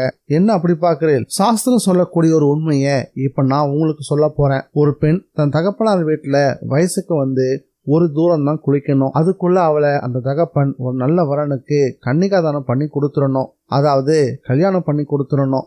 இல்லைன்னா அவ குளிக்கிற ஒவ்வொரு தூரத்துக்கும் அவளுடைய அப்பன் கணக்குல தான் பாவம் வந்து சேரும். அதனாலதான் அந்த காலத்துல மனசு உடம்பும் கெட்டு குட்டிச்சோறு ஆகிறதுக்கு முந்தையே கல்யாணத்தை பண்ணினா. ஆனா அது ஒரு பெரிய தப்பா இன்னைக்கு அரசாங்கம் சொல்றது. சாஸ்திரிகள் சொன்னது நாட்டாமையே உழுக்கிருச்சு. என்ன சாமி நீங்க, நல்ல பசங்க கிடைக்க வேண்டாமா? கல்யாணத்துக்கு காசு வேணாமா? இது எதுவுமே இல்லாம பிஞ்சிலேயே அதுல கல்யாண பந்தல்ல சிக்க வச்சு சங்கடப்படுத்தணுமா என்ன? அதுவும் இப்ப காலம் இருக்கிற இருப்புல அப்படின்னு எதிர்கேள்வி கேட்டாரு. நீங்க கேட்கறதும் சரிதான். ஆனா நான் சொல்ற விஷயத்த குறை சொல்ற நீங்க அதுக்கு பதில் சொல்ற மாதிரி ஒரு சரியான விஷயத்த தான் காரணமா வச்சிருக்கணும். நீங்க என்ன சொல்றீங்க எனக்கு புரியல. என்னத்த சொல்ல? நாம இப்ப சௌகரியங்களை தான் பெருசா நினைச்சுக்கிட்டு இருக்கோம். அதனால யாருக்கு எப்ப கல்யாணம் நடக்கும்னு தெரியல. அது தெரியாதால கல்யாணத்துக்கு முந்தையே கெட்டு குட்டிச்சோரா போறவங்க எத்தனை பேர் தெரியுமா? சாமி, நீங்க இவரோட 7 பொண்ணுங்க பத்தி சொல்லுங்க. அவங்களுக்கு கல்யாணம் பண்ணணும்னு சொன்னீங்க. ரொம்ப சரி, பண்ணதான் வேணும். அதுக்கும் இந்த ஊருக்கும் என்ன சம்பந்தம்? ஒருத்தன் பஞ்சாபகேச சாஸ்திரிகளை சரியா பிரச்சனை மையத்துக்கு இழுத்துட்டு வந்தான். சரியா தான் கேட்ட. பொதுவா கல்யாணம் பண்ண நினைக்கிற ஒரு தகப்பன் தான் பெண்ணுக்கு கல்யாணம் நடக்கலன்னா என்ன பண்ணுவான்? நான் சொல்றேன் மாமா, நீங்க கொஞ்சம் ஓய்வு எடுத்துக்கோங்க. ஐயா, நான் சொல்றேன் அப்படின்னு சாமிநாத குருக்கள் பேச ஆரம்பிச்சாரு.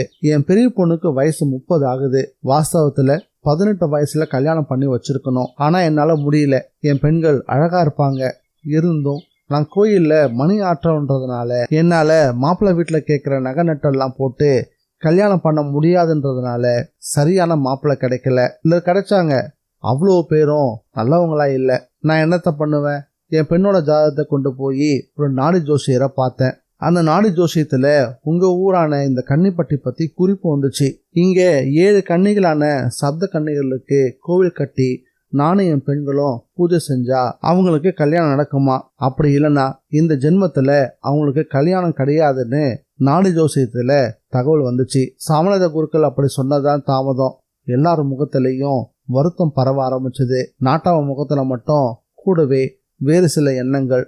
கூட்டத்துல ஒரு நபர், என்ன நாட்டாம, சாமி சொல்றதை கேட்டா பரிதாபமா இருக்குல்ல? பரிதாபம் மட்டும் இல்ல, இவருக்கு ஏதாச்சும் செய்யணும்னு தோணுது. ஆனா இவர் எங்க கோயில் கட்டுவாரு? எப்படி கட்டுவாரு?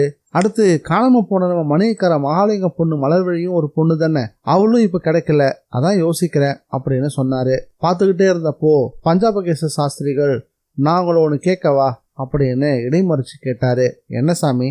ஒரு பொண்ணு காணாம போயிட்டதா சொன்னீங்கல்ல, அவளை ஒருத்தன் கடத்திட்டு போனதாகவும் சொன்னேன். அவன் அவளை கல்யாணம் பண்ணிக்கிற ஆசையில கடத்தினானா இல்ல வேற காரணமா? ஆனா நீங்க வேற. அவன் என்னவோ மாந்திரிகன். இந்த ஊருக்கு இந்த மாயமூடி பண்றவங்க அப்பப்போ வர்றது சகஜம். பல கல்வி பெண்களை கடத்திட்டு போய் பலியெல்லாம் கொடுத்துருக்காங்க தெரியுமா உங்களுக்கு? அப்படின்னா இந்த விஷயத்துக்கு பின்னாடி சப்த கன்னிகள் விஷயம்தான் இருக்கணும். அட என்னங்க சாமி நீங்க? அந்த கோயிலை தான் இடிச்சு தரமட்டமாக்கி சாமியையும் தூக்கி என் அப்பா எங்கேயோ போட்டுட்டு போயிட்டாரு. நாட்டாம சொன்னது ஒரு ஊசி போல சாஸ்திரிகளை குத்த ஆரம்பிச்சது. என்ன சொன்னேன்? அந்த சாமிங்க கோயில் முன்ன இருந்துச்சு. அதாவது எனக்கு 5-6 வயசு இருக்கும் போது. இப்ப எனக்கு வயசு 80 ஆகுது. சரி, இருந்த கோயிலை ஏன் இடிச்சிங்க? ஊர் முழுக்க சீக்கு வந்து காலரா வாந்தி பேதின்னு செத்து போனாங்க.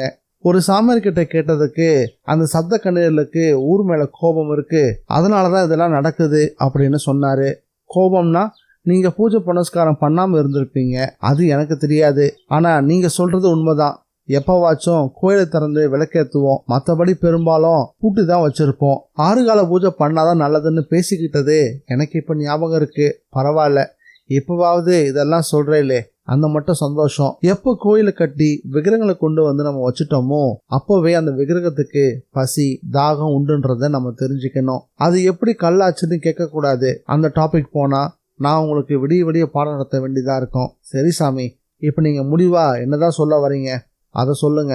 சொல்றேன். இதுக்கு முந்தி எங்க அந்த கோயில் இருந்துச்சோ அங்க திரும்பவும் அந்த சப்த கன்னிகளுக்கான கோயிலை நாம எழுப்புவோம். அப்போ அந்த விக்கிரகங்களை தேடி நாம கண்டுபிடிப்போம்.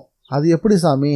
70 வருஷத்துக்கு முந்தி தூக்கி வீசினது இப்போ அது எங்க இருக்குதோ எப்படி இருக்குதோ? ஒரு விஷயத்த நீங்க தெரிஞ்சுக்கணும். சப்த கன்னியர்கள் சர்வ சக்தி வாய்ந்தவா. அவ என்ன நினைக்கிறாளோ அதன்படிதான் எல்லாமே நடக்கும். இந்த மண்ணுல இவ்வளவு நாளா கோயில் இல்லாம இருக்குன்னா அதுக்கும் அவாதான் காரணமா இருக்கணும். இப்ப கட்டணும்னு சாமிநாதனுக்கு உத்தரவு வந்திருக்குன்னா அதுக்கும் அவ சித்தம் தான் காரணமா இருக்கணும். நான் இன்னொரு விஷயத்தையும் சொல்றேன். எப்ப நம்ம கோயில் இங்க கட்டணும்னு இங்க கூடி பேசிட்டோமோ அப்ப நிச்சயம் தானா அதுக்கான வழியும் பிறக்கும்.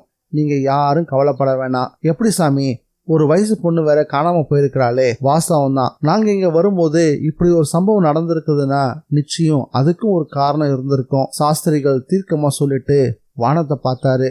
சூரியன் முற்றிலும் மறைஞ்சி இருட்டு சூழ தொடங்கி இருந்தது. பக்கத்திலேயே மலை இருந்ததால ஓங்கி உயர்ந்த மரங்கள்லாம் இருட்டை ஆதரிக்க தொடங்கி இருந்தது. ஜில்லுன்னு காற்று வேற ஒரு பக்கம். காது மடெல்லாம் குளிர ஆரம்பிச்சிருச்சு. ஒரு மஃப்ளர் இருந்தா நல்லா இருக்கும்னு தோணுச்சு. அந்த அளவுக்கு குளிர். சாமநாத குருக்களுடைய உடம்புல அதனுடைய எதிரொலியா நடுக்கம் வெளிப்பட ஆரம்பிச்சது. ஆனா நாட்டாமையோ ஊர்க்காரங்களோ கொஞ்சம் கூட அசந்த மாதிரியே தெரியல. ஏன்னா அது அவங்களுக்கு பழக்கப்பட்ட ஒரு விஷயம். இந்த உடம்பு இருக்கே அது விசித்திரமானது. எப்படிப்பட்ட சூழலுக்கு ஏத்த மாதிரியும் தன்னை வாழ பழகிக்கும். அதனாலதான் பனிமலையில கூட மனுஷனால வாழ முடியுது, பாதாளத்திலையும் கிடக்க முடியுது. சாமி, என்ன செய்யலாம் நீங்களே சொல்லுங்களேன். சொல்றேன். முதல்ல அந்த பொண்ணை கண்டுபிடிச்சாகணும். அதுக்கு எனக்கு தெரிஞ்ச ஒரே ஒரு வழிதான் இருக்கு. நாங்க இந்த ஊர் பூரா தேடிட்டோம், மலை பக்கமும் போய் பார்த்துட்டோம் சாமி. அவங்க இங்க இல்ல. வந்திருக்கிறவன் ஒரு மாயாவி.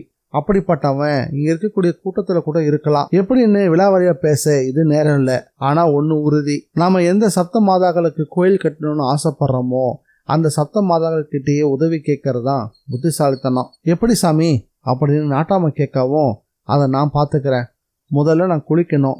என் கூட இதோ இந்த வாய் பேச முடியாத கந்தனும் குளிக்கணும் அப்படின்னு சொன்னாரு. என்ன சாமி, அவங்கள தேடணும்னு சொல்லிட்டு குளிக்கணும்னு சொல்றீங்களே, என்ன கொஞ்சம் நம்புங்க. நான் சொல்றபடி கேட்டீங்கன்னா எல்லாமே தானா நடக்கும். சரி, இப்ப நீங்க 2 பேரும் குளிக்கணும், அவ்வளவுதானே? ஆமா, நீங்க எல்லாம் இங்கே இருங்கோ. சாமிநாதா, நீங்க தான். அப்ப கந்தா, என் கூட கொஞ்சம் வரியா? பஞ்சாபகேச சாஸ்திரிகள் அவனை அழைச்சுக்கிட்டு ஆற்றங்கரை நோக்கி நடக்க ஆரம்பிச்சாரு. அத்தியாயம் 5. ஆத்துல நீர்மட்டம் உயர்ந்திருந்தது.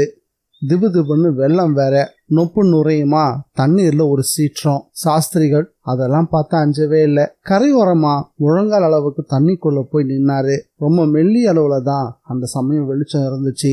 ஜிகினா தூவுன மாதிரி வானத்துல நட்சத்திர கூட்டம் எட்டி பார்க்க ஆரம்பிச்சிருந்தது. அண்ணாந்து பார்த்தவரு கன்னத்துல போட்டுக்கிட்டாரு. கந்தன் அவர் செய்யற எல்லாத்தையும் வினோதமா பார்த்துக்கிட்டு இருந்தான். அவனை செய்கை காட்டி பக்கத்துல வரும்படி அழைச்சாரு. அவனும் நெருங்கி வந்தான். நீர்ல மூழ்க சொன்னாரு. மூழ்கி எழுந்தான். ஈரம் உடம்புல சொட்ட ஆரம்பிச்சது. அப்படியே கரைக்கு நடந்தாரு. அங்க அவர் 7 கற்களை வச்சு வழிபாடு செஞ்சிருந்த அந்த வண்ண கற்கள் பூக்கள் மணக்க கிடந்துச்சு. அதுக்கு முன்னாடி சாஸ்திரிகள் உட்கார்ந்தாரு. கந்தனையும் உட்கார சொன்னாரு. ஈர வேட்டியோட அவனும் வந்து உட்கார்ந்தான். இத பாரு, நான் உனக்கு இப்போ சப்த கண்ணீர்கள்ல முதன்மையானவளான வாராகியோட காயத்ரி மந்திரத்தை உபதேசிக்க போறேன். நீ வாய் பேச முடியாத ஊமை, ஆனா ஏராளமான மனோசக்தி உடையவன். கொஞ்சம் நான் சொல்றத கேட்டு மனசுக்குள்ள சொல்லிக்க. சங்கடமா இருந்தாலும் பரவாயில்ல. வாராகியோட இந்த காயத்ரி மந்திரத்தை நீ விடாது ஜெபிக்கணும். மனசுக்குள்ளதான். நானும் ஒரு பக்கம் உட்கார்ந்து ஜெபிக்க போறேன். நாம 2 பேரும் உருக்கமா ஜெபிக்கிற இந்த அழைப்பு அவ காதுல நிச்சயம் விழும். அவ நமக்கு உதவி செய்ய ஓடி வருவா. எதிரியை அழிக்கணும், நாம ஜெயிக்கணும்னா அதுக்கு வாராகி தான் சரணடையணும். வாழ்க்கையில வீட்டில் திருட்டு நடந்துட்டா எப்படி போலீஸ் ஸ்டேஷனுக்கு போய் சப் இன்ஸ்பெக்டரை பார்த்து புகார் எழுதி கொடுக்குறோமோ அந்த மாதிரி தான் இங்க இந்த விஷயத்துல வாராகி தான் சப் இன்ஸ்பெக்டர். நம்பிக்கையோட அவளை கூப்பிடணும். ஒரு அணுத்துகள் அளவுக்கு அவநம்பிக்கை இருக்கக்கூடாது. கூப்பிட்டு பார்ப்போம், வராளா பார்ப்போம், வந்தா நம்புவோம் அப்படின்ற மாதிரி மனநிலையை மட்டும் வச்சுக்கவே கூடாது. வருவா, வந்தே தீருவான்ற நம்பிக்கை நமக்கு ரொம்பவே முக்கியம். இந்த ஊர்ல மனுஷ சக்தி எல்லாத்தையும் பிரயோகப்படுத்தி தேடியாச்சு. நம்ம புலன்களை எல்லாம் கொண்டு அவளை கண்டுபிடிக்க முடியல. அதனாலதான் இப்ப வாராகிய நம்ம கூப்பிடுறோம். இது ரொம்ப முக்கியம். இது புரியாம ஒரு மணி பர்ஸை தொலைச்சிட்டு, தாயே நீதான் போலீஸ்காரி மாதிரியாமே, என் பர்ஸை தேடி கொடு அப்படின்னு போய் நிக்க கூடாது. தேவதைகள் உதவிங்கிறது தெய்வத்தோட உதவியை விட ரொம்ப பெருசு. தெய்வம் நம்ம அதுகிட்ட விளையாடினா நம்ம குழந்தை தானே விளையாடுதுன்னு நினைச்சிட்டு அது நம்மள மன்னிக்கும். ஆனா தேவதைகள் அப்படி கிடையாது. அவங்க உதவியும் ரொம்ப பெருசு, கோபமும் ரொம்ப பெருசு. அதனால நான் சொல்றத புரிஞ்சுக்கோ.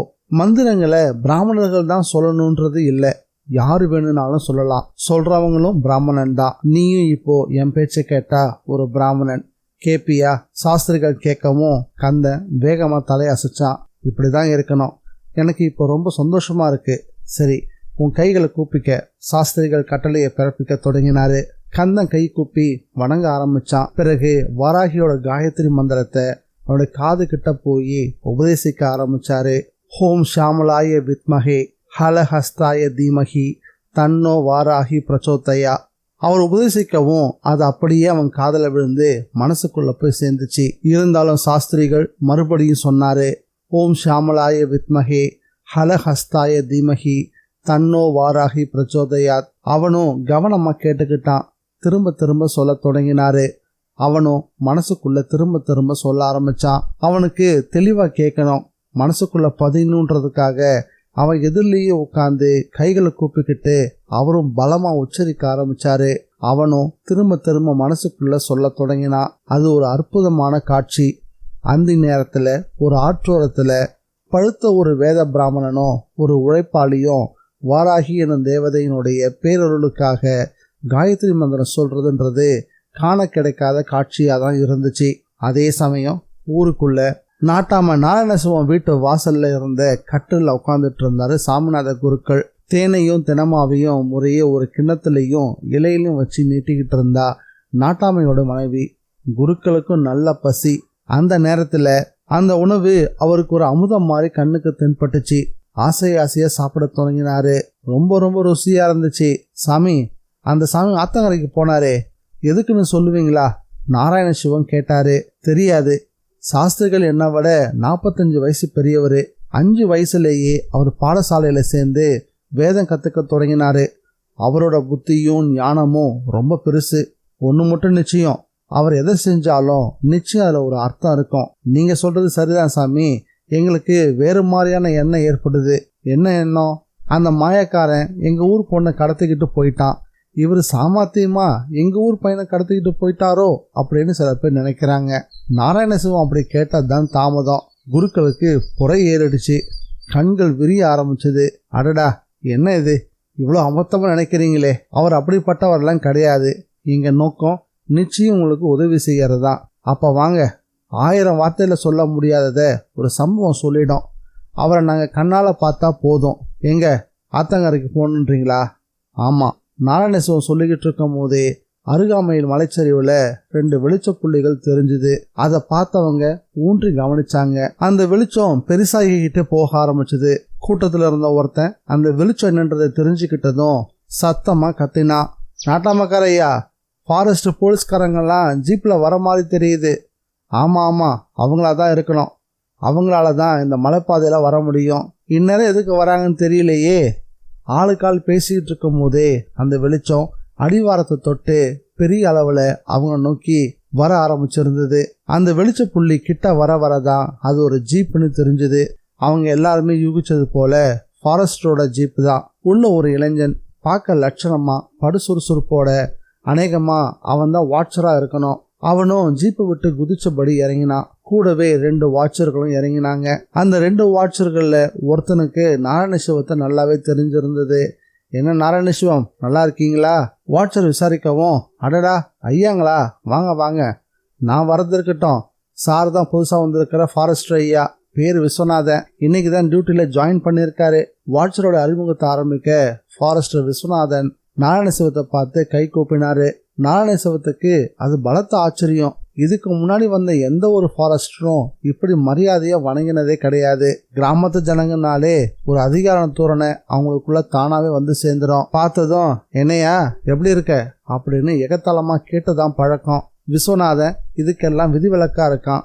நாராயணசிவமும் வணக்கம் சார் அப்படின்னு பதிலுக்கு சொல்லவும், சார் எதுக்கு கூப்பிடுறீங்க, உரிமையா தம்பின்னு சொல்லுங்களேன், நான் உங்களை எல்லாம் என்னுடைய சகோதரனா தான் நினைக்கிறேன் அப்படின்னு சொன்னாரு ஃபாரஸ்டர். கையில தினமாவோட நின்றுட்டு இருந்த சாமநாத குருக்களுக்கும் அந்த காட்சி ரொம்ப வியப்பா தான் இருந்துச்சு. அதே சமயம் அந்த ஃபாரஸ்டருடைய சட்டை பட்டன்களுக்கு பின்னாடி பூணூல் தெரிஞ்சது. அவர் அநேகமா பிராமணராக தான் இருக்கணும் அப்படின்னு அவருக்கு தோணவும் செஞ்சது. அந்த சமயத்துல தான் விஸ்வநாதனுடைய பார்வையும் சாமநாத குருக்கள் மேல பரவச்சு. என்ன சார் பாக்குறீங்க? சாமி தஞ்சாவூர் பக்கம் நம்ம ஊருக்கு இன்னைக்கு தான் வந்திருக்காரு. அப்படியா? வணக்கம். எந்த ஊரு? நான் அழகிநல்லூர் கிராமத்துல சிவன் கோயிலோட குருக்கள். அப்படியா? நானும் தஞ்சாவூர் பக்கம்தான். என் ஊர் வடுவூர்.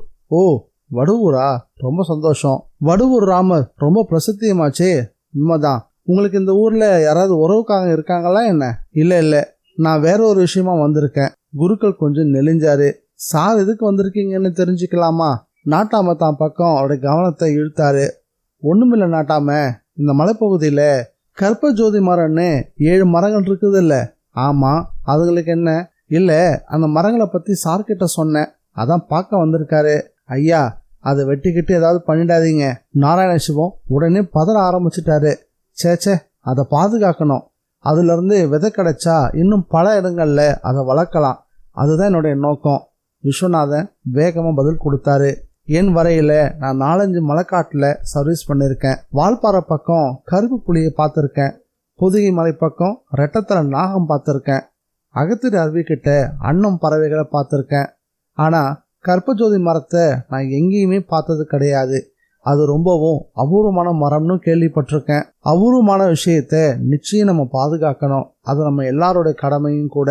இளைஞனா இருந்த விஸ்வநாதனுடைய பொறுப்பான பதிலை கேட்டு நாட்டாம மனசுக்குள்ள கொஞ்சம் நிம்மதி பரவ ஆரம்பிச்சது. இப்பவே உடனே பார்க்கணுமா அப்படின்னு கேட்டாரு. ஏன், உங்களுக்கு ஏதாவது வேலை இருக்குதா என்ன? ஆமா, கொஞ்சம் ஆத்தங்கரை வரைக்கும் போயிட்டு வர வேண்டியதா இருக்கு. போயிட்டு வாங்கல, நான் காத்துக்கிட்டு இருக்கேன். விஸ்வநாதன் துளியும் பந்தாவே இல்லாம சொல்லவும் குருக்களுக்கு அது ரொம்பவே பிடிச்சு போயிருச்சு. நீங்களும் போலீஸ்கார மாதிரி தானே அப்படின்னு ஆரம்பிச்சாரு. ஆமா, காட்டை பொறுத்த வரைக்கும் நாங்க போலீஸ்காரங்க தான். ஏன் கேக்குறீங்க? இல்ல இந்த ஊர்ல 2 நாளைக்கு முன்னாடி ஒரு அசம்பாவிதம் நடந்துருச்சு. அப்படியா? என்ன நாட்டாம, என்ன விஷயம்? அட என்னன்னு சொல்லுவேன், அது ஒரு கொடுமைங்க. விஷயத்த சொல்லாம கொடுமை அது இதுன்னு சொன்னா என்னங்க அர்த்தம்? எங்க ஊர் பொண்ணு ஒண்ணு காணாம போயிருச்சுங்க. தொண்டை காமர நாட்டாம சொல்லவும் விஸ்வநாதனுடைய புருவங்கள் வளைய ஆரம்பிச்சது. எப்படி? அதுவா வழி தவறி எங்கேயாவது? இல்லைங்க, ஒரு மந்திரம் பண்றவன் வந்து மயக்கி இழுத்துட்டு போயிட்டாங்க. இதை கேட்டதும் விஸ்வநாதனுக்கு பகீர்னு இருந்துச்சு. பதிலுக்கு வாட்சர்களை பார்த்தாரு. ஆமா, நீங்க போலீஸ் கம்ப்ளைண்ட்லாம் பண்ணலையா? எங்கங்க, அவங்க கண்ட கண்ட கேள்வியை கேட்பாங்க. எங்க ஊருக்குன்னு ஸ்டேஷன் வேற இல்லைங்களே. நாட்டாம ரொம்ப வருத்தப்பட்டாரு. விஸ்வநாதன் முகத்துல மலமலன்னு சலனங்கள் அதிகரிக்க ஆரம்பிச்சுது. சரி, பொண்ணு எப்படி இருப்பா? வாட்சர் கேட்டான். நல்ல லட்சணமா இருக்குங்க. காணாம போனப்போ பச்சை ஜாக்கெட், மஞ்சள் நிறத்துல தாவணியும் போட்டிருந்துதான். மஞ்சள் தாவணி சொன்னதும் ஒரு வாட்சோட முகம் குபீர்னு இருண்டு போச்சு. விஸ்வநாதனும் அதை கவனிக்கவும் செஞ்சாரு. என்னையா, நீ எங்கேயாவது பாத்தியா என்ன? ஆமாங்க, சந்தன கடத்தல்காரன் சாரங்கன்னு ஒருத்தன் மாய மந்திரம்லாம் கத்துக்கிட்டவன்னு சொல்லுவாங்க. புருவத்துல மை பூசிக்கிட்டு காட்டுக்குள்ள அவன் நுழைஞ்சா அவன் யார் கண்ணுக்கும் தெரியவே மாட்டான்னு சொல்லுவாங்க. அவனுக்கு என்ன இப்போ? அவன் ஒரு பொண்ணோட வடக்கு காட்டு பக்கம் போனதா மலையில சில பேர் பார்த்து சொன்னாங்க. அந்த பொண்ணும் மஞ்சள் தாவணி தான் போட்டிருந்தாலாம். வாட்சர் அப்படி சொன்ன மறுவினாடியே நாட்டாமிக்கும் மற்றவங்களுக்கும் முகம் இருண்டு போச்சு. விஸ்வநாதனும் அடுத்து என்ன செய்யலான்ற மாதிரி யோசிக்க ஆரம்பிச்சாரு. எதுவா இருந்தாலும் யாரா இருந்தாலும் கவலைப்பட வேண்டாம். பஞ்சு சாஸ்திரி நிச்சயமா அதுக்கான வழியை இந்நேரம் பண்ணியிருப்பாரு அப்படின்னு சாமநாத குருக்கள் சொன்னாரு. அது யாரு சாஸ்திரிகள்? என் கூட வந்தவருங்க. இந்த சிக்கலை கேள்விப்பட்டு அதுக்கு ஒரு மார்க்கம் கண்டுபிடிக்க ஆத்தங்கரை வரைக்கும் போயிருக்காரு. ஓஹோ, இப்ப அவரை பார்க்க தான் போகணுமா? ஆமா. அப்போ ஜீப்ல ஏறுங்க, நானும் அவரை பார்க்கணும் அப்படின்னு விஸ்வநாதனும் ஜீப்ல தாவி ஏறினாரு. நாட்டாம கொஞ்சம் தயங்கியபடி நிக்கவும், ஏறுங்க நாட்டாம, உங்களுக்கும் உங்க கிராமத்துக்கு உதவி செய்யறதுக்கு ஒருத்தருக்கு 2 பேரா வந்தாச்சு அப்படின்னு சொல்லவும் குருக்களும் நாட்டாமையோட ஜீப்ல ஏறினாரு. ஜீப்பும் சிரிக்கிட்டு கன்னிப்பட்டி தெருக்கல்ல ஓட ஆரம்பிச்சது. அதன் பின்னாடி திபுதிபுன்னு ஊர்க்காரங்க அறக்க பறக்க ஓடினாங்க. ஆற்றங்கரை உதிர்ந்து விழுந்த கற்பஜோதி மரத்து இலைகள்ல இருந்து திரிய போட்டு விளக்கேற்றி வச்ச நிலையில சாஸ்திரிகளும் கந்தனும் வாராகியோட காயத்ரி மந்திரத்துல மூழ்கி இருந்தாங்க. அந்த காட்சியை பார்க்கறதுக்கே ரொம்ப வித்தியாசமா இருந்துச்சு. காற்று விறுவிறுன்னு வீசிக்கிட்டு இருந்தது. ஆனாலும் விளக்குகள் அணையல. ரொம்ப ரொம்ப மாறுபட்ட காட்சி அது. விஸ்வநாதனுக்கும் ரொம்ப ஆச்சரியமான ஒரு காட்சியா தான் தோணுச்சு. அவங்க 2 பேருமே அசையல, சலனம் இல்ல. நாட்டாமைக்கு அந்த காட்சி ரொம்ப புதுசு. குருக்கள் கிட்ட கேட்டாரு, என்ன பண்றாங்க? மந்திரங்கள் ஜபிக்கிறாங்கன்னு நினைக்கிறேன். மந்திரமா? காதலே வேலையே. சில மந்திரங்களை மனசுக்குள்ளதான் சொல்லி முடிக்கணும். அப்படிதான் அவங்க சொல்லிக்கிட்டு இருக்காங்கன்னு நினைக்கிறேன். எங்க கந்தனுக்கு எந்த மந்திரமும் தெரியாதுங்களே. நாராயண சிவத்துக்கு நம்பிக்கையே வரல. குருக்களுக்கும் அதுக்கு மேல என்ன சொல்றதுன்னு தெரியல. ஆனா ஃபாரஸ்ட் விஸ்வநாதன் அதை புரிஞ்சுக்கிட்ட மாதிரி வாய் திறந்தாரு. சாஸ்திரிகள் சிம்பிளா ஒரு வரியில ஏதாவது சொல்லி கொடுத்திருப்பாரு. ராமா கிருஷ்ணான்னு சொன்னா கூட அதுவும் மந்திரம் தான் மிஸ்டர் நாட்டாம. எடுத்து கொடுக்கற மாதிரி விஸ்வநாதன் விளக்கம் கொடுக்கவும் குருக்களுக்கு ஆதரவு கரம் கொடுத்த மாதிரி இருந்துச்சு. நாம இவ்வளவு பேசுறோம், அவங்க கண்ணை திறந்து பார்க்கவே இல்லைங்களே. நாட்டாம வருத்தத்தோட சொன்னாரு. அப்படி திறந்து பார்த்தா அதுக்கு பேர் ஜபம் இல்லை, வழிபாடுனா அதுல ஒரு உறுதி இருக்கணும். தியானமும் ஜபமும் பண்ணும்போது உடம்புல பாம்பே ஏறினாலும் தெரியாது. விஸ்வநாதன் இப்படி சொல்லவும் குருக்களுக்குள்ள ஒரு நிகழ்வு. அவரை ஒரு ஆதரவு பார்வை பார்த்தாரு. நாம இனி இங்க இருக்க கூடாது. அவங்க 2 பேரும் அந்த ஜப தியானத்தை பண்ணி முடிக்கட்டும். நிச்சயமா அதுல ஒரு நல்ல வழி பிறக்கும் அப்படின்னு சொன்னாரு குருக்கள். அப்படியே எல்லாரும் பின்னாடி தள்ளி வந்து ஊருக்குள்ள செல்லக்கூடிய ஒத்தையடி பாதையில நடக்க ஆரம்பிச்சாங்க. பிறகு ஊருக்குள்ள இருந்த ஒரு அரச மரத்துல வந்து நின்னாங்க. விஸ்வநாத முகத்துல ஒரு இனம் புரியாத கவலை. என்ன சார், இந்த காலத்துல அதுவும் போலீஸ் பக்கத்துல இருக்கும் போது ஜபத்தியானம் பண்ணி டயத்தை வேஸ்ட் பண்றோம்னு தோணுது அவங்களுக்கு? குருக்கள் விஸ்வநாதனை அப்படி கேட்டதான் தாமதம். விஸ்வநாதன் அதெல்லாம் இல்லைன்னு தலையாட்டி மறுத்தாரு. அப்ப என்ன சிந்தனை? இந்த இருண்ட சூழல்ல நம்பிக்கையோட ஜபம் பண்ணக்கூடிய இவங்களுடைய நம்பிக்கைக்கு எந்த குந்தகம் வந்துடக்கூடாதுன்னு நினைக்கிறேன். அப்போ வந்துருமோன்ற சந்தேகம் உங்களுக்கு இருக்கா என்ன? நான் பொய் சொல்ல விரும்பல, நிறையவே சந்தேகம் இருக்கு. கடந்த 3 வருஷமா நம்ம நாட்டுல மழை கிடையாது. செய்யாத ஜபத்தபங்கள் இல்லை. கழுதைக்கு கல்யாணம், அரச மரத்துக்கு கல்யாணம்னு எவ்வளவோ நடந்துருச்சு. ஆனாலும் மழை வந்த மாதிரியே தெரியல. அதனாலதான் இந்த சந்தேகம் எனக்குள்ள வருது. மழை இனியும் வர்றது சந்தேகம்தான். வராம இருக்கிறதும் ஒரு வகையில நல்லதும் கூட. ஒரு மனுஷன் தான் ஒரு நாளைக்கு குடிக்கிற தண்ணியோட அளவை விட பெட்ரோலை அதிகமா செலவு பண்ணிக்கிட்டு இருக்கான். தண்ணின்னா ஆவியாயிடும், ஆனா பெட்ரோல் புகையாச்சே. அதே மாதிரி எங்க பாரு வீடுகள், நாளிதழ்கள், வார இதழ்கள்னு பேப்பரை நம்ம கண்டபடிக்கு பயன்படுத்திக்கிட்டு இருக்கோம். எல்லாத்துக்குமே மரம் தான் அடிப்படை. ஒரு கட்டத்துல பேப்பருக்கு தேவையான மரங்கள் இல்லைன்னா மனுஷன் காட்டுக்குள்ளதான் வருவான். அதே போல இதுக்கு முன்னாடி வானத்துல மேகம் மட்டும்தான் இருந்துச்சு. கூடவே 1-2 போனா போகுதுன்னு சில ரேடியோ நிலையங்கள் மட்டும் ஒளி அலைவரிசையில இருந்துச்சு. ஆனா இப்ப இருக்கிறதும் அதே பழைய வானம் தான். ஆனா 300 டிவி சேனல், நூற்றுக்கணக்கான ரேடியோ அலைவரிசைகள், போதாததுக்கு இப்ப செல்போன், சேட்டலைட்டு, அது இதுன்னு வானம் எவ்வளவுதான் தாங்கும். அது மட்டும் இல்லாம ஓசோன் படலத்திலையும் ஏகப்பட்ட ஓட்டைகள். மழை மேகங்கள் ஒன்று திரள்றதுக்கும் கோளாறு. எப்படி மழை பெய்யும்? அப்புறம் மனுஷன் எப்படிதான் உயிர் வாழ முடியும் குருக்களே? இயற்கையை கெடுத்து அதுக்கு எதிராக ஒரு நாளும் நம்மளால வாழவே முடியாது. மனுஷன் நெருக்கடி வரும்போதுதான் பிரமாதமா செயல்படுவான். குடிநீரை கடநீராக்கிற முயற்சிகள் இனி நடக்க ஆரம்பிக்கும். ஆறு, ஏரிகள் அரசாங்க சொத்தாகி மக்களுக்கு அந்நியமாயிடும். ஒரு அதிசயம் நடந்தாலும் நடக்கலாம். என்ன சாமி அது? கங்கை காவிரி இணைப்பு தான் அது, வேற என்ன? அது நடக்குமா? பக்கத்துல இருக்கக்கூடிய கர்நாடகால இருந்து காவேரியில தண்ணி வர்றது பெரிய பாடா இருக்கு. அதுக்கே ஆணையெல்லாம் அமைக்க வேண்டியதா இருக்குது. கங்கையிலிருந்து தண்ணி வரும்னா எப்படி நடக்கும்? வந்து ஆகணும். கடலுக்கு ஒரு சொட்டு தண்ணி போகாது, போகவும் விட மாட்டாங்க. அடி வயிற்றுல விழும்போதுதான் மனுஷனுக்குள்ள சில எழுச்சிகள் ஏற்பட ஆரம்பிக்கும். மழையை விட புரட்டி போடக்கூடியதா இருக்கும். வரலாற்றை போட்டி பார்த்தா நிறைய உண்மைகள் நமக்கு புரியும். அப்படித்தானே எல்லா காலகட்டத்திலையும் நடந்துட்டு வந்திருக்கு. குருக்களுடைய கருத்து விஸ்வநாதனுக்கு ரொம்பவே பிடிச்சிருந்தது. ஐயா சாமிங்களா, உங்க அரட்டை பிறகு இருக்கட்டும், முதல்ல நம்ம ஊர் விஷயத்துக்கு வருவோமா? இடையில நாராயண சிவம் கட்டையை போட்டாரு. குருக்களும் விஸ்வநாதனும் அவரை திரும்பி பார்த்தாங்க. பிறகு கழுத்தை திருப்பி ஆற்றங்கரையில் இருந்த சாஸ்திரிகளையும் கந்தனையும் பார்த்தாங்க. அவங்க கிட்டதான் இதுக்கான எல்லா விடைகளும் இருக்கிற மாதிரி அவங்களையே வெறிச்சு பார்த்தாங்க. அந்த நேரம் காணாம போன மலர்விழியோட அப்பாவான மணியக்கர மகாலிங்கம் அங்க வந்தாரு. கந்தனை அமைதியான தவக்கோலத்துல பார்த்தவரு நெகிழ்ந்து போயிட்டாரு. நாராயணசிவம் பதிலுக்கு, பாத்தியா மகாலிங்கம், உன் மகளுக்காக கந்தன் அவளோட சேர்ந்து சாமி கும்பிட்டுக்கிட்டு இருக்கான். மகாலிங்கத்துக்கு கண்ணில் இருந்த கண்ணீர் தாரத்தாரியா வழி ஆரம்பிச்சிருச்சு. ஆமா குருக்களே, இவங்களுடைய ஊர் பிரச்சனை உங்களுக்கு எப்படி தெரிய வந்துச்சு அப்படின்னு காதோரமா ஒரு கேள்வியை கேட்டாரு விஸ்வநாதன். குருக்கள் தன்னோட 7 பெண்கள் பத்தியும் நாடு ஜோதிடம் பத்தியும் எல்லா விஷயத்தையும் சொல்லி முடிச்சாரு. அப்போ இந்த ஊர்ல சப்த கண்ணீர்களுக்கு கோயில் இருந்திருக்கா?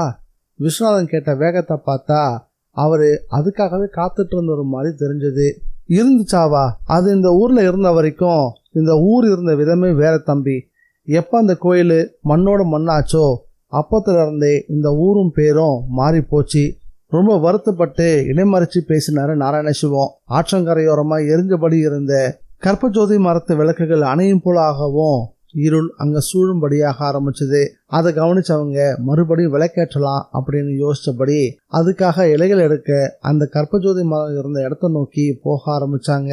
விஸ்வநாதன் கிட்டையும் அதிசயமான அந்த மரத்தை காணக்கூடிய அதீத ஆவல் உற்சாகமா புறப்பட்ட போது அவங்கள ஒரு மிருகம் கடந்து போச்சு. சரியா இருட்டுல அது என்னன்னு தெரியல. அது நேரா ஆற்றங்கரை பக்கம்தான் போச்சு. அவ்வளோ பேரும் திரும்பி நின்று பார்த்தாங்க. அதனுடைய உயரமும் ஓட்டமும் அது ஒரு காட்டுப்பன்றின்னு சொல்லாம சொல்லுச்சு. நாட்டாம நாராயணசிவத்துக்கும் மணியக்கர மகாலிங்கத்துக்கும் ஒரு வினாடி தூக்கி போட்டுடுச்சு. சமயங்கள்ல காட்டுப்பன்றிகள் ஊருக்குள்ள வயல்வெளிகளில் புகுந்து நாசம் செய்யறது உண்டு. அதை துரத்திட்டு ஊரே ஓடும். அப்படி செய்ய வேண்டியதா இருக்குமோ அப்படின்னு தோணவும் அந்த பன்றி கரையோரமா அமர்ந்து ஜெபிச்சுட்டு இருந்த அவங்க முன்னாடி போய் நின்னுச்சு.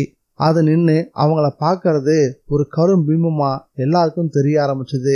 பிறகு கிடுகிடுன்னு ஓடி ஆற்றுல விழுந்து அந்த பன்றி திரும்பவும் கரையேறி வந்து அவங்க முன்னாடி நின்னது பார்த்துட்டு இருந்த எல்லாருக்குமே ஆச்சரியத்தை ஏற்படுத்துச்சு.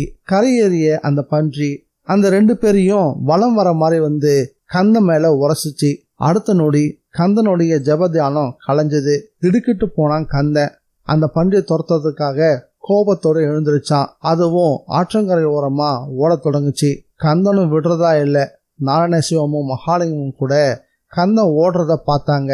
விஸ்வநாதனும் சட்டுன்னு வேக வேகமா ஒரு முடிவுக்கு வந்து டிபார்ட்மெண்ட் ஜீப்ல போய் ஏறினாரு. நாராயணசிவத்தையும் குருக்களையும் மகாலிங்கத்தையும் ஜீப்ல ஏறவும் சொன்னாரு. அதே ஆற்றங்கரை ஓரமா ஜீப் வேகமா செலுத்தப்பட்டுச்சு. ஜீப்போட ஹெட்லைட் வெளிச்சத்துல பன்றி ஓடுறதும் அதை கந்தன் துரத்துட்டு போறதும் துல்லியமா தெரிஞ்சது. கரையோரமா நிறைய புதர்கள் இருந்தது. அதுக்குள்ள ஜீப் புகுந்து போறது ரொம்ப சிரமமா இருந்ததால ஒரு அளவுக்கு மேல ஜீப்பால போக முடியல. ஜீப் தேங்கி நிற்கவும் ஹெட்லைட் வெளிச்சம் மட்டும் ரொம்ப தூரத்துக்கு பாஞ்சு போச்சு. அதனுடைய முடிவுல துரத்திட்டு ஓடிட்டு இருந்த கந்தனும் ஒரு மலைப்பாறைக்கு மேல தேங்கி நின்று மூச்சரிக்க ஆரம்பிச்சிருந்தான். அந்த பன்றி இரு பெரும் பாறைகளுக்கு நடுவுல ஒரு மனுஷன் நுழையக்கூடிய அளவுல இருந்த ஒரு பாறை இடுக்கல புகுந்து போறத பார்த்தான். இனி அதை பிடிக்கிறது கஷ்டம் நினைக்கும் போது போன வேகத்திலேயே அந்த பன்றி கத்தியபடி வெளியே வரக்கூடிய சப்தம் கேட்டுச்சு.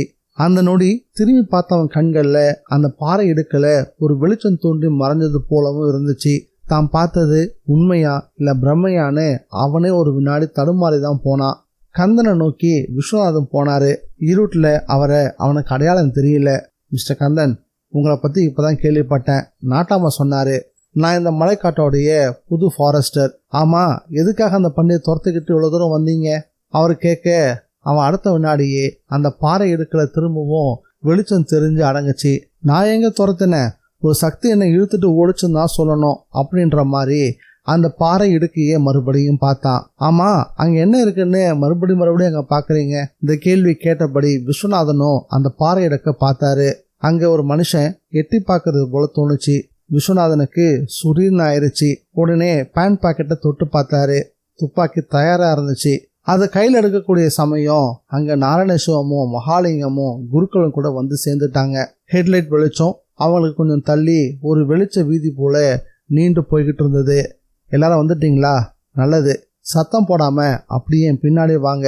ஓசப்படாம பூனை போல ஒரு பாறை எடுக்க நோக்கி குனிஞ்ச நிலையில விஸ்வநாதன் நடக்க ஆரம்பிச்சாரு. அப்பட்டமான தொழில் சாமர்த்தியம். மற்றவங்களும் அதையே பின்பற்றினாங்க.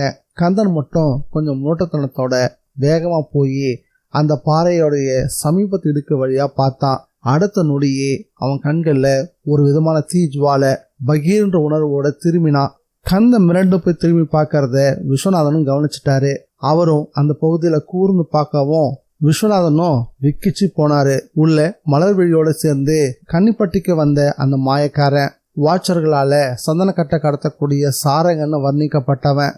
உள்ள குகை போல ஒரு நிலப்பரப்பு. அங்கங்க கற்பஜோதி இலையால ஏற்றப்பட்ட அகல் விளக்குகள் வெளிச்சம் கொடுத்துட்டு இருந்தது.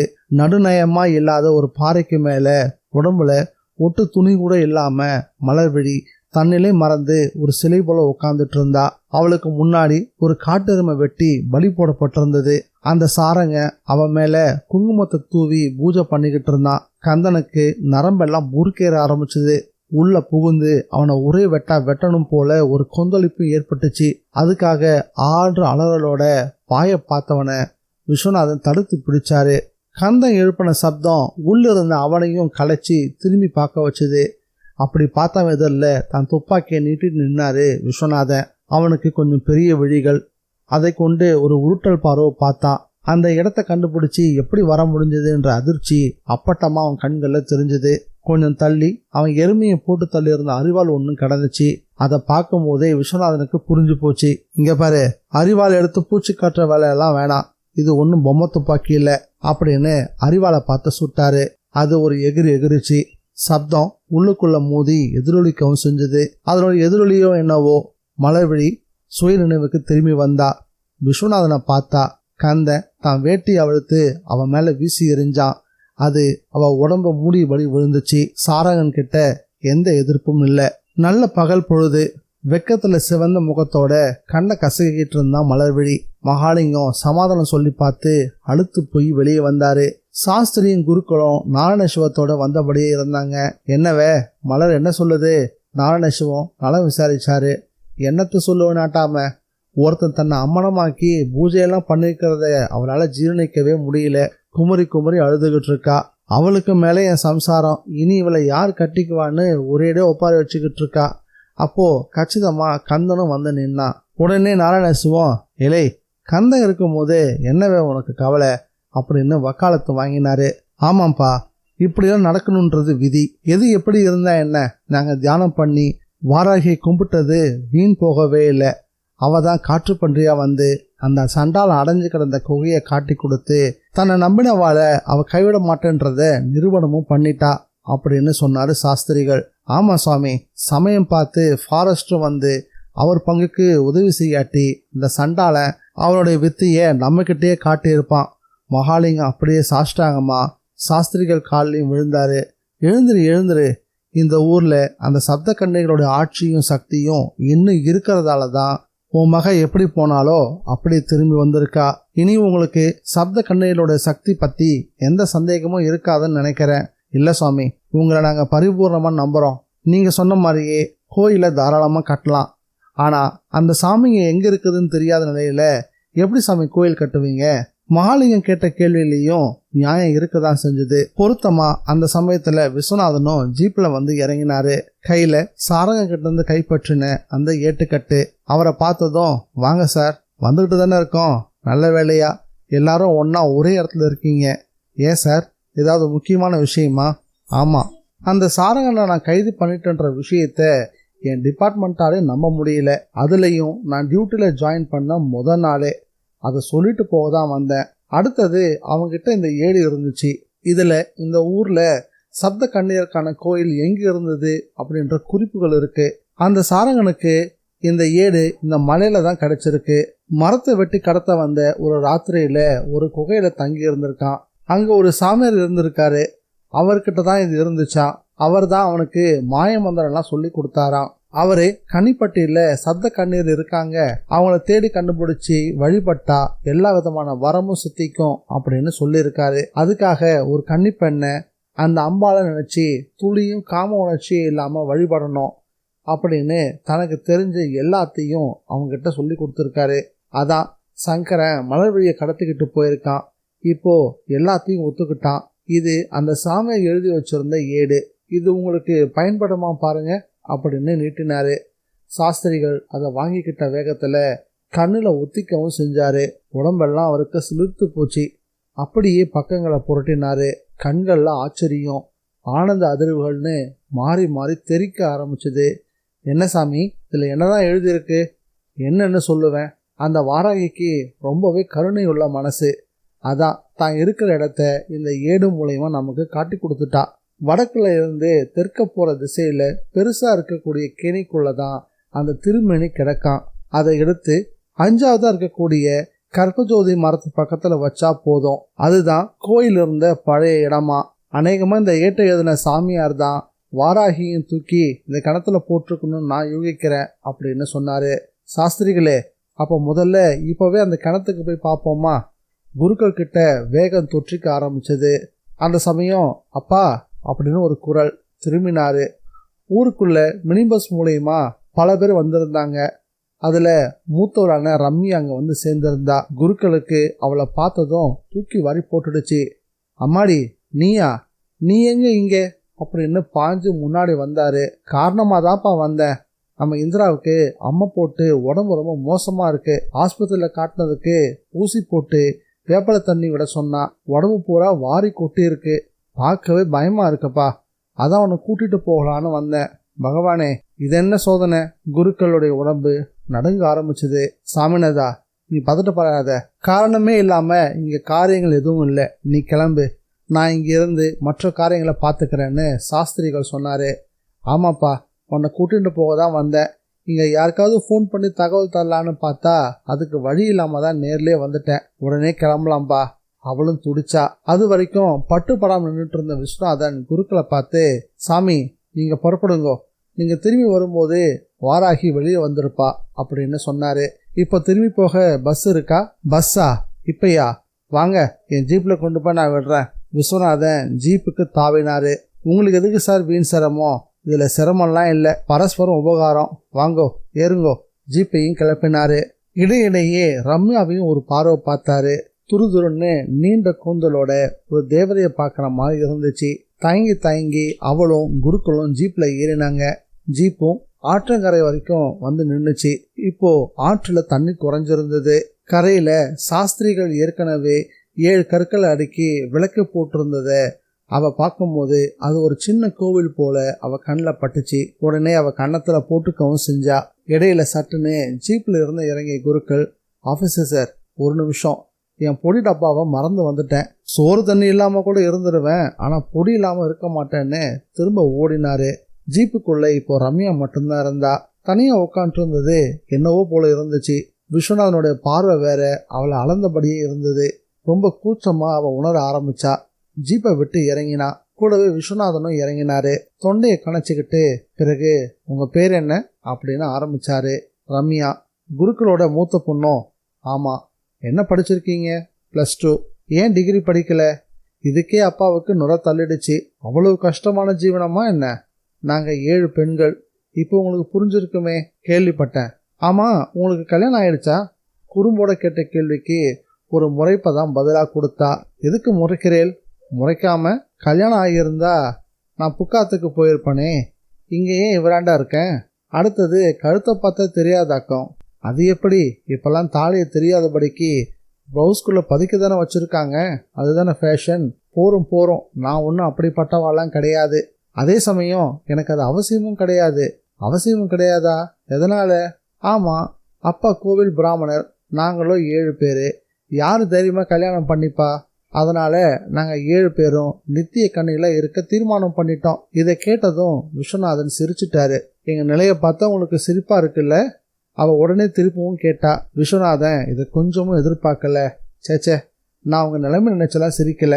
அப்படி சிரிச்சா நான் மனுஷனே இல்லை. நான் நினச்சி சிரிச்சது உங்கள் சுய பச்சாதாபத்தை பார்த்து. அவள் திகச்சு போனா. அவரை விரிச்சு பார்த்தா. நாளைக்கு என்ன நடக்கும்னு யாராலையும் சொல்ல முடியாது. அப்படி இருக்கும்போது கல்யாணமே உங்களுக்கு நடக்க போகிறது இல்லைன்னு நீங்களாம் நினைக்கிறதும் அதுக்காக வருத்தப்படுறதும் சுய பச்சாதாபம் தானே. இதை கேட்டதும் ரம்யா, சரி இருந்துட்டு போகட்டும், இப்படி எங்களை விமர்சனம் பண்ணுறவங்க நிறைய பேர் இருக்கா. ஆனால் அப்பாவுக்கு கை கொடுக்க தான் யாருக்கும் பலமே இல்லை. பாவம் அப்பா.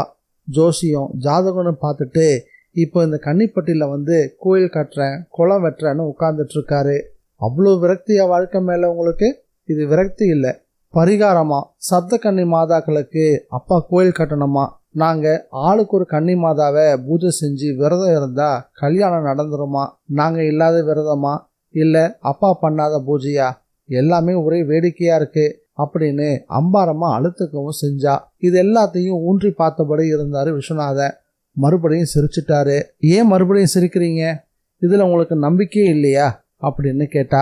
ஏன் இல்லை, எனக்கு தெய்வத்துக்கு மேலே நிறைய நம்பிக்கை உண்டு அப்படின்னு விஸ்வநாதன் சொல்லி முடிக்கவும், ஆனால் எங்களுக்கு தான் இந்த கால இளைஞர்கள் மேலே நம்பிக்கையே இல்லைன்னு சொன்னா ரம்யா. இதை கேட்டதும் ஏன் அப்படி சொல்றீங்கன்னு விஸ்வநாதன் கேட்டதுக்கு, அவ வரையில கல்யாணன்றது ஒரு சொப்பனம், உல்லாசம். மீறினா 2ஆம் தரத்துக்கும் 3ஆம் தரத்துக்கும் எங்களை மாதிரி பெண்களை கேட்பா. அவளை குரல் உடைஞ்சப்போ ஆற்றுக்குள்ள இருந்து சலபுலன்னு ஒரு சத்தம். முதல் நாள் வந்த அதே காட்டுப்பன்றி முகத்துல 2 கொம்புகளோட ஆற்றுல இருந்து வெளிப்பட்டு நின்னுச்சு. உலகத்துல முகத்துல கொம்பு இருக்கக்கூடிய ஒரே ஜீவன். எவ்வளவு ஆழத்திலையும் எது புதஞ்சு கிடந்தாலும் அதை தோண்டி எடுத்து போட்டுடக்கூடிய வல்லமா அந்த ஜீவனுக்கு உண்டு. நல்ல பருத்த தோட்டத்துல அது ஓடி வந்த வேகத்தை பார்த்து ரம்யா அரண்டு போயிட்டா. விஸ்வநாதன் பக்கம் ஓடி வந்து தன்னையும் மறந்து அவனை இறுக அணைச்சிக்கவும் செஞ்சா. அந்த அணைப்பும் ஸ்பரிசமும் விஸ்வநாதனுக்கு புதுசு. அவர் உடம்புல மின்சாரம் பரவுற மாதிரி அவருக்கு தோணுச்சு. அந்த பன்றி அங்கிருந்து ஓடிடுச்சு. ஆனா விஸ்வநாதனோ ரம்யாவோ ஒருத்தரை விட்டு ஒருத்தர் விலகவே இல்லை. விஸ்வநாதன் மட்டும் அவருடைய காது கிட்ட கிசுகிசுத்தாரு. எனக்கு 5 அக்கா, கல்யாணம் பண்ணி கொடுக்கப்பட்ட பாடு எனக்கு தெரியும். அதனால அப்படின்னு இழுத்தபடி நிறுத்தவும் அவர் என்ன சொல்ல வராருன்னு அவளுக்கு புரிஞ்சிருச்சு. பதிலுக்கு எதுவும் பேசல. கண்கள்ல ஈரம் கசிய இறுக அணைச்சிக்கிட்டா. அதை பார்த்துக்கிட்டே வந்த குருக்களுக்கு உடம்பெல்லாம் சிலிர்த்து போச்சு. ஒரு புறம் அம்பாள் இருக்கும் இடம் தெரியவும், மறுபுறம் மாப்பிள்ளையும் கண்ணில் பட்ட இன்ப அதிர்ச்சியும் அவர் அப்படியே சிலையா நிறுத்திருச்சு. ஒரு வழியா முதல் கண்ணுக்கு வழி தெரிய தொடங்கிருச்சு. இந்த நாவல் உங்களுக்கு பிடிச்சிருக்கா இல்லையான்றத மறக்காம கமெண்ட்ல பதிவு பண்ணுங்க. நம்ம சேனலுக்கு நீங்க ஃபர்ஸ்ட் டைம் வந்திருக்கீங்கன்னா சப்ஸ்கிரைப் பட்டனை பிரஸ் பண்ணி நம்ம சேனலுக்கு சப்போர்ட் பண்ணுங்க. மீண்டும் இந்த நாவலுடைய அடுத்த பாகத்தில் சந்திக்கலாம். Bye guys.